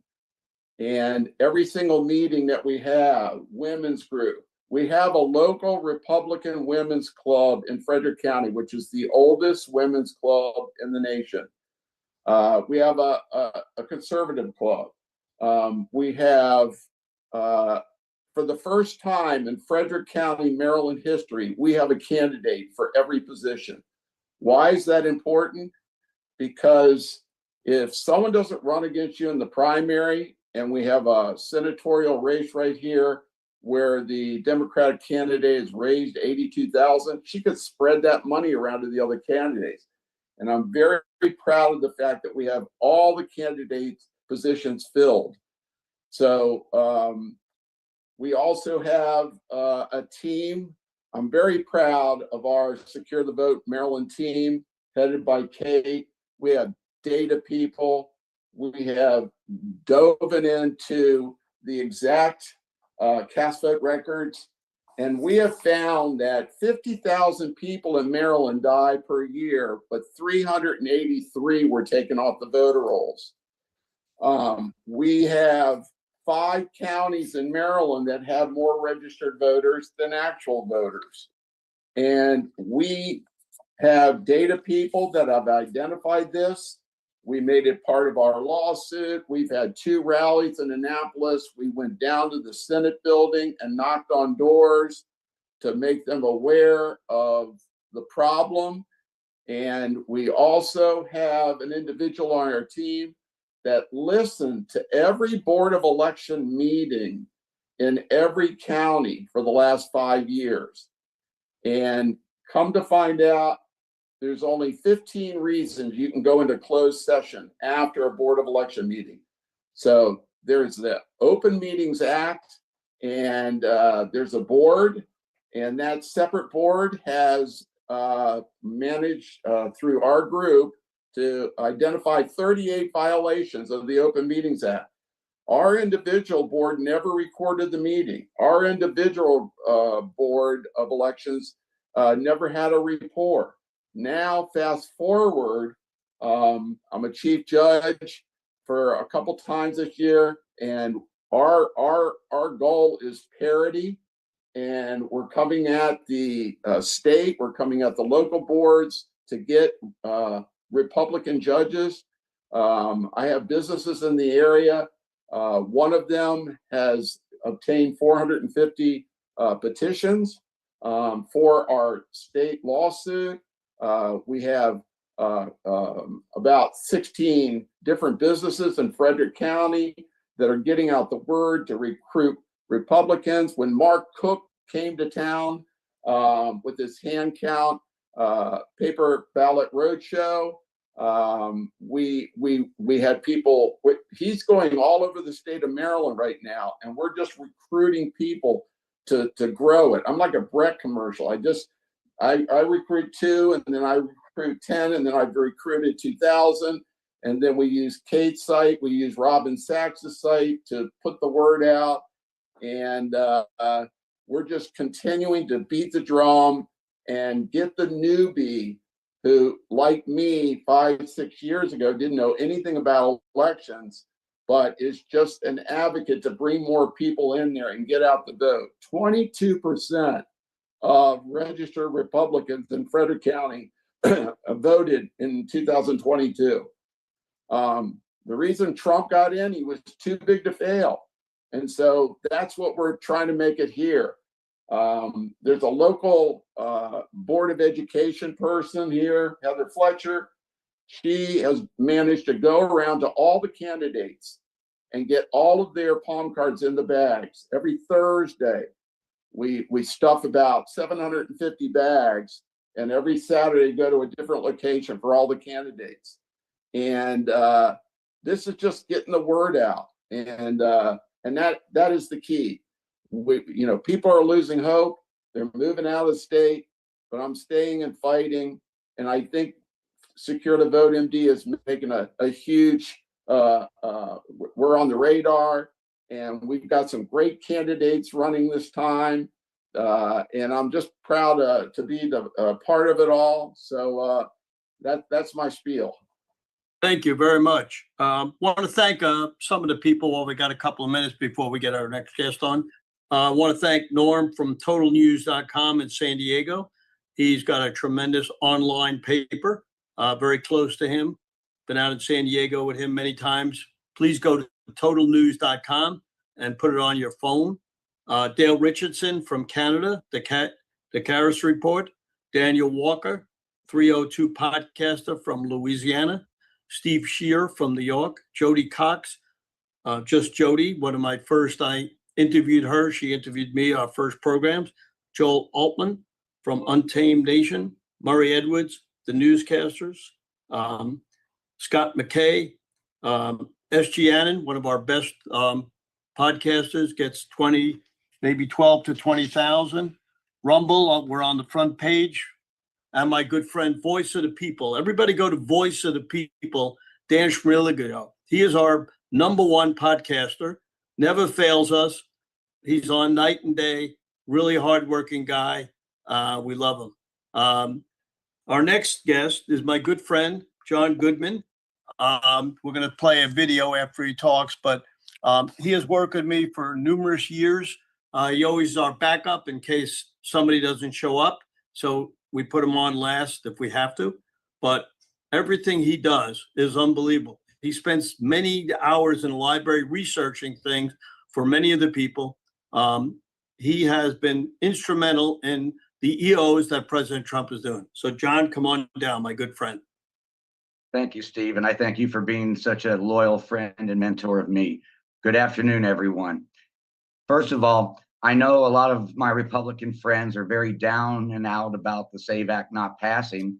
And a lot of Republicans that I know are pretty much saying we're in trouble in November.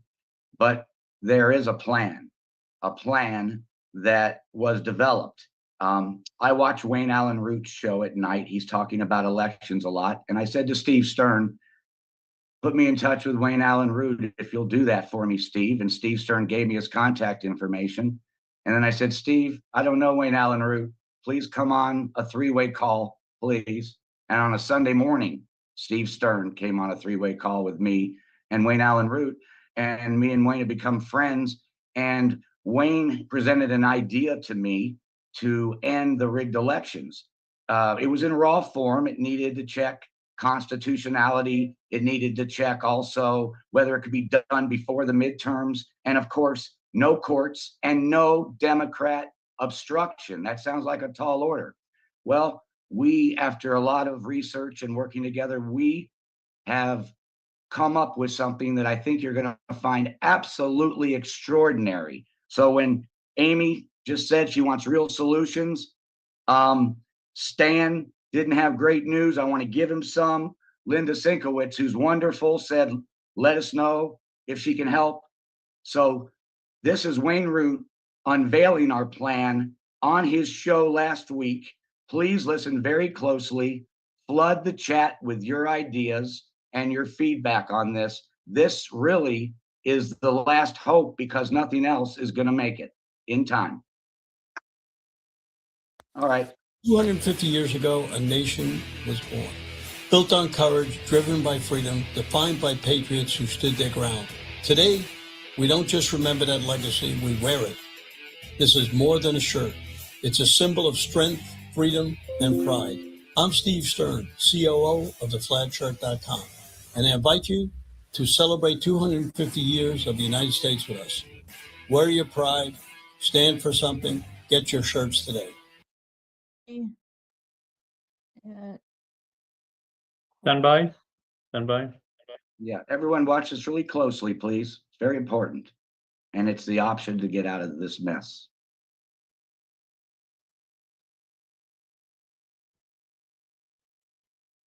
Unmute at the top there, Raj.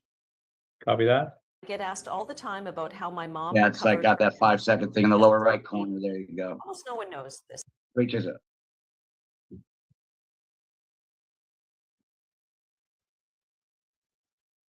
About an assassination. And he's like, hey, man, it's dangerous in that hotel. All right. So I wrote a commentary this morning. Here it is, inspired again by John Goodman, who's my campaign election fraud expert. He knows how to make elections safe and secure and honest again. And he knows about the fraud. He knows how to stop it. It is titled, President Trump, you want to win the midterms. The time has come to declare a national security emergency for U.S. elections. Do it now. Don't wait another day. This is a checkmate. America is in the midst of a life or death national security emergency. The time to act is now. Democrats not only stole the 2020 election with the help of China, the CCP, Venezuela, and Iran, not to mention the perfectly timed COVID pandemic. And when I say perfectly timed, I say that with a wink and a nod. It just was so perfectly timed that it couldn't have been perfectly timed. The Democrats got together with China to try and stop Trump, and they let millions of you die and get injured and get crippled and get disabled, all in the bargain. Thank the Democrat Party. But they have also stolen dozens of Senate and House seats. No one talks about that. All of this blatant theft and voter fraud has changed the direction of America and the U.S. economy and the fate of the great American middle class. We face three existential threats that could end America, American exceptionalism, and capitalism, because all of this voter fraud has led to all of these stolen elections. Those three existential threats: wokeism, communism, and radical Islam. That's the Democrat axis of evil. Now Democrats are salivating at the thought of their incoming midterm victory, which for all intents and purposes ends the Trump presidency. If Democrats manage to steal another national election, Trump will face nonstop impeachments. The president will be unable to pass any of his agenda, and we will all be facing permanent voter fraud, leading to permanent stolen elections, leading to a one-party socialist welfare state. And let me wake everyone up. There is no other cavalry coming. Did you hear my words? There's no cavalry coming. The Senate will not end or even temporarily suspend the filibuster. Therefore, the Senate will not pass the Save America Act. Face the truth. Our GOP Senate is either useless or bribed, but either way, it's not happening. It's time to pull out the national emergency card. President Trump in April of 2025 was prepared to declare a national security emergency for U.S. elections. This national security declaration was primarily based on the fact that FBI Director Kash Patel had just found out that China and the CCP interfered in the 2020 presidential election. Along with the National Security Emergency Declaration was a 17-page executive order that addressed everything from voter ID, voter registration, and limiting voting through mail-in ballots, going back to the old style absentee ballots where the only people voting through the mail were overseas military, elderly, and disabled. President Trump never released the National Security Emergency Declaration and EO on elections. Why? People close to the president say he was talked out of it because he was assured that the Save America Act was the cure to the rigged elections, and it was soon to pass any day now. And I promise my check is in the mail. I can finish with the last part of that, but we can't say that on TV. It's time to stop dreaming. It's time to stop being delusional. The SAVE Act is not passing. The SAVE Act is never passing. The cavalry is not coming, at least not from this cowardly and bribed Republican U.S. Senate. But the National Emergency Declaration is the cavalry. In 1976, Congress passed the National Emergency Act, NEA, which gave Congress the power to revoke a presidential national security emergency with just a simple majority, which they don't have, by the way. However, in the early 1980s, President Reagan challenged that bill, with Reagan arguing that Congress should not have the authority to take down something as serious as a national security emergency as declared by the president. In 1983, the Supreme Court ruled the only way Congress can undo a president's national security emergency is by, one, both chambers of Congress must produce a 2/3 majority. Good luck, Democrats. And two, Congress has 6 months from the time the national security emergency is signed to achieve the 2/3 majority in both the House and the Senate. President Trump could declare a national security emergency on elections or for elections today, based on the emergency being millions of illegal aliens, non-citizens, or illegally voting in and changing the outcome of U.S. elections. Article 15 of the U.S. Constitution says American citizens must be afforded the right to vote, but it doesn't give the green light to illegal aliens or non-citizens to vote. Article 6 in the Constitution says the Constitution is the supreme law of the land and must be followed by government, judges, and citizens. By declaring a national security emergency for elections based on illegal aliens, non-citizens voting by the millions, it is easy to prove there is a national emergency. California is very public with their motor voter program, where legal aliens receive IDs and voting rights. That's exactly why California has over 30 million fraudulent mail-in ballots per election. In my adopted home state of Nevada, it's even worse. Not only can you vote in person with no ID in Nevada, but every illegal alien can illegally get a driver's license at DMV, whereupon they're automatically registered to vote, whether they want to or not.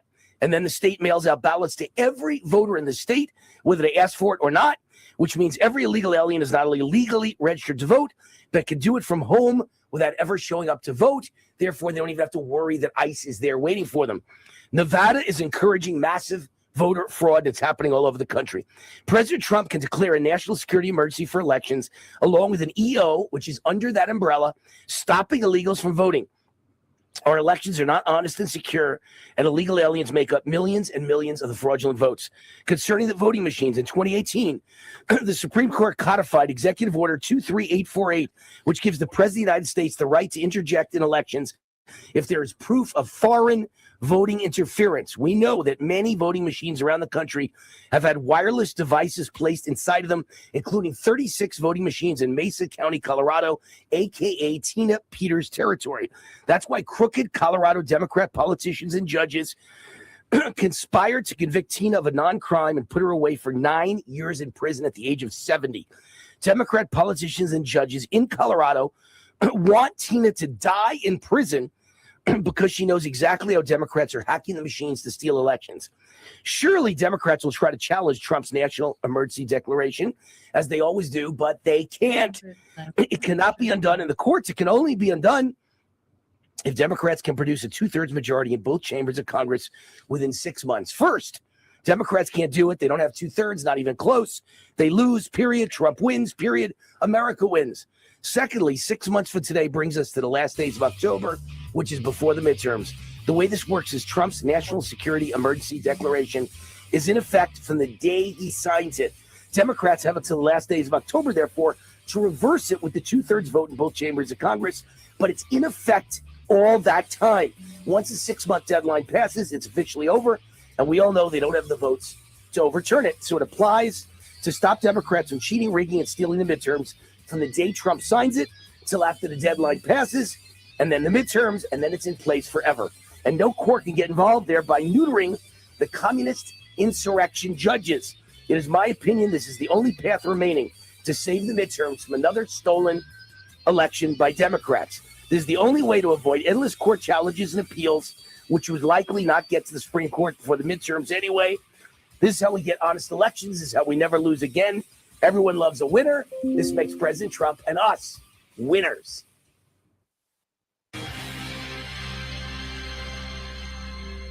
Okay, let's get John back on. Finish it off. Okay. Thank you very much, Steve. So this is why this is the only path left, because number one, the Supreme Court already ruled in 1983 that the only way to undo a presidential national security emergency is 2/3 vote in both chambers within 6 months. They don't have it. Okay. So this is the only way that there won't be Democrat obstruction, because there's not time to do anything else now other than this, because it wouldn't make it through the judicial channels in time for the midterms anyway. So it's legal, and the Supreme Court ruled. The Supreme Court's not even going to hear it, because they said this isn't a court deal. This is, you want that presidential national security emergency gone? Fine, get 2/3 majority in both chambers. So I ask all of these great election integrity people, in closing, I ask all these election integrity great people on this call to urge President Trump to release the national security emergency on elections. He was about to do it 6 months ago, but he was assured the SAVE Act was our savior. So now let's do it, because there's nothing else on the table. There's no cavalry coming. If it's not for this, we will have a repeat of 2020 on steroids. Please help. My Getter address is at John Good 1965. Again, on Getter at John Good 1965. And I hope you will get on board with this. The last thing I have, Steve, is I did get a call. Steve got a call from this gentleman at Mar-a-Lago. President Trump wasn't there, but the Trump team has been sent this. And so they are fully aware of this. And Wayne wrote an article in the Gateway Pundit about this, and it was very well received by Trump's legal team. And I got a call, Steve got a call from Mar-a-Lago. So let's push this over the finish line. It is the only thing that could get done in time with 178 days left, and the Democrats cannot stop it. Earlier today So much. And whoever's on there with their and live I phones, neglected to get the thank you name on the too. credit. Thank you, ma'am. Thank you very much. Thank you very much, John. You're a good All right. friend and great moderator. Our last person to come up is Mitch Vexler from Texas, who's going to talk to you about mortgage fraud and a few other things. Come on down, Mitch. Thanks for waiting. Hi, it's been an interesting conversation. I've been listening to this for the last few minutes. You have a document that I just sent you in your email, and it's called the Act of Dissuasion. And something happened this morning where an attorney in Washington had asked AI to look at my 354-page document to help the investigators along with what it is that we have laid out in that document, which is called the Second Amendment to the criminal complaint. I filed an original and a First Amendment. This is the follow-up, which does include the voter fraud.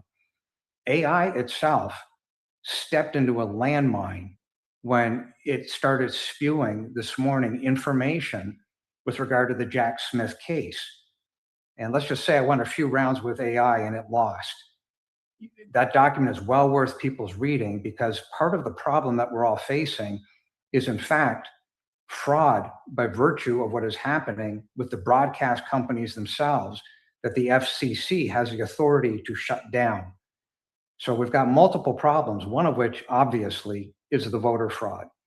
But when you've got companies that are spewing utter nonsense, claiming that the Jack Smith trial, prepared trial, what he was aiming for, was legitimized, when in fact it wasn't, just the opposite, and I laid all that out in the response, we have problems, because what we're truly dealing with is socialism, socialist policies, And I left one country called Canada over this nonsense in 1990. I have a pretty fair idea what I'm speaking about.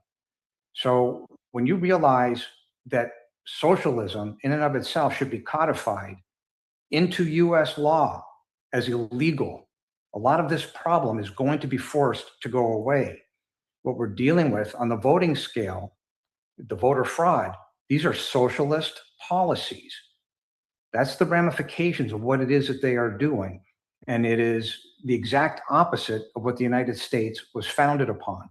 The document that I've got now created, I hope to have it out ideally within the next 5 days into the public realm, that ties all of this together. It ties the voter fraud by virtue of the software.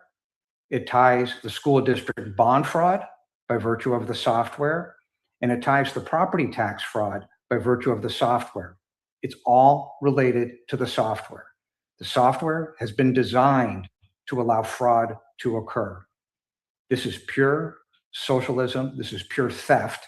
And the real national security risk is the bankruptcy of 42 million households across the United States and or losing the roof over their head because they can't make the real estate tax payments.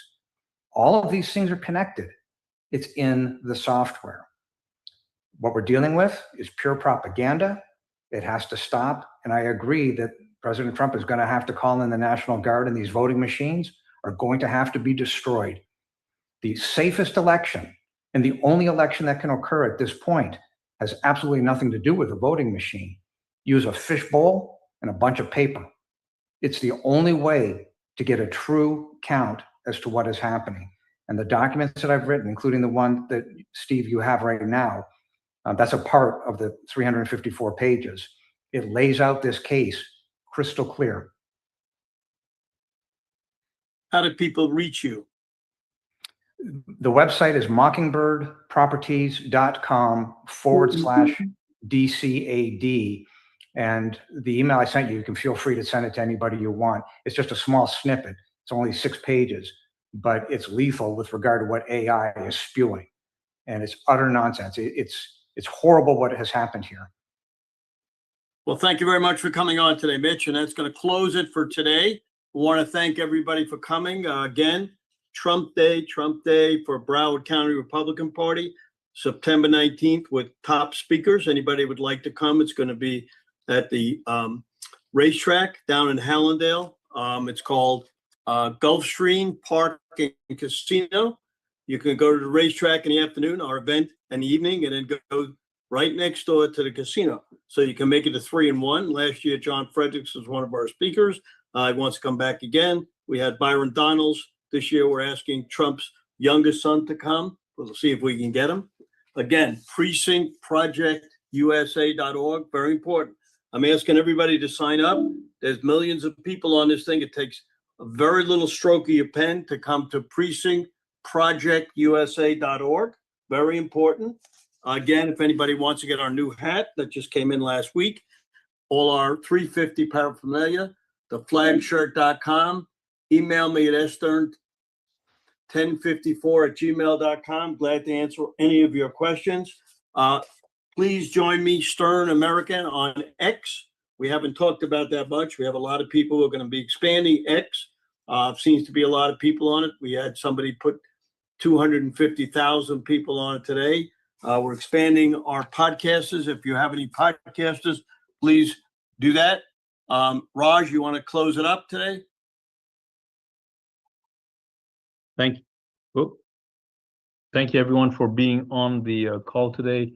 A couple of things. Please share the link to this event with people in your group, your Telegram groups, your Signal groups, Facebook groups, any group that you have. And if you're asking yourself, well, how do I do that? It's very simple. You just go to sternamerican.com. Go to sternamerican.com. I'll show you how that works here in just a second. Go to sternamerican.com. And then click on the Rumble link. Just click on the Rumble link. I'm doing it right now, sternamerican.com. Click on the Rumble link that you'll see right here. There's a Rumble link. Click that. Scroll down, and here are all the videos. Here's the call that we're on right now. It's currently live. Already 2,500 people have watched today's call. If you want to see some of the other previous live events. You can see that here, 37,000 here, 23,000 here. So this is something that people are very, very, very much interested in. And that does not include the restreams that podcasters are restreaming that. So that's number one. Please share this with people in your groups. Second thing, please look to see how you can embark on, we're in the election integrity. We've got to have some deliverables in terms of results in the midterms. So just as a recap, please look to see what you can do with your groups to make sure that we get the results we absolutely must get in the midterms. It's not going to be done by someone else. It's going to be done by the people on this call and the people that are under your influence. Lastly, as we end up, please go to the flag shirt, flagshirt.com. And why am I asking you to do that? July 4th is coming up, Super Patriotics 250th anniversary. You can already see the 250th anniversary stuff being worn everywhere. Buy it from the flag shirt. Buy it from the flag shirt, because when you do that, you are literally, in a very real way, supporting the work that you see done on these events and stuff behind it. So please take a look at that. All right, friends, please keep in mind that we'll be doing another call here in a couple of weeks. Look for an email from us about that. In the meantime, like we hear on podcast, action, action, action. Bye for now, everyone. Bye-bye. Take care.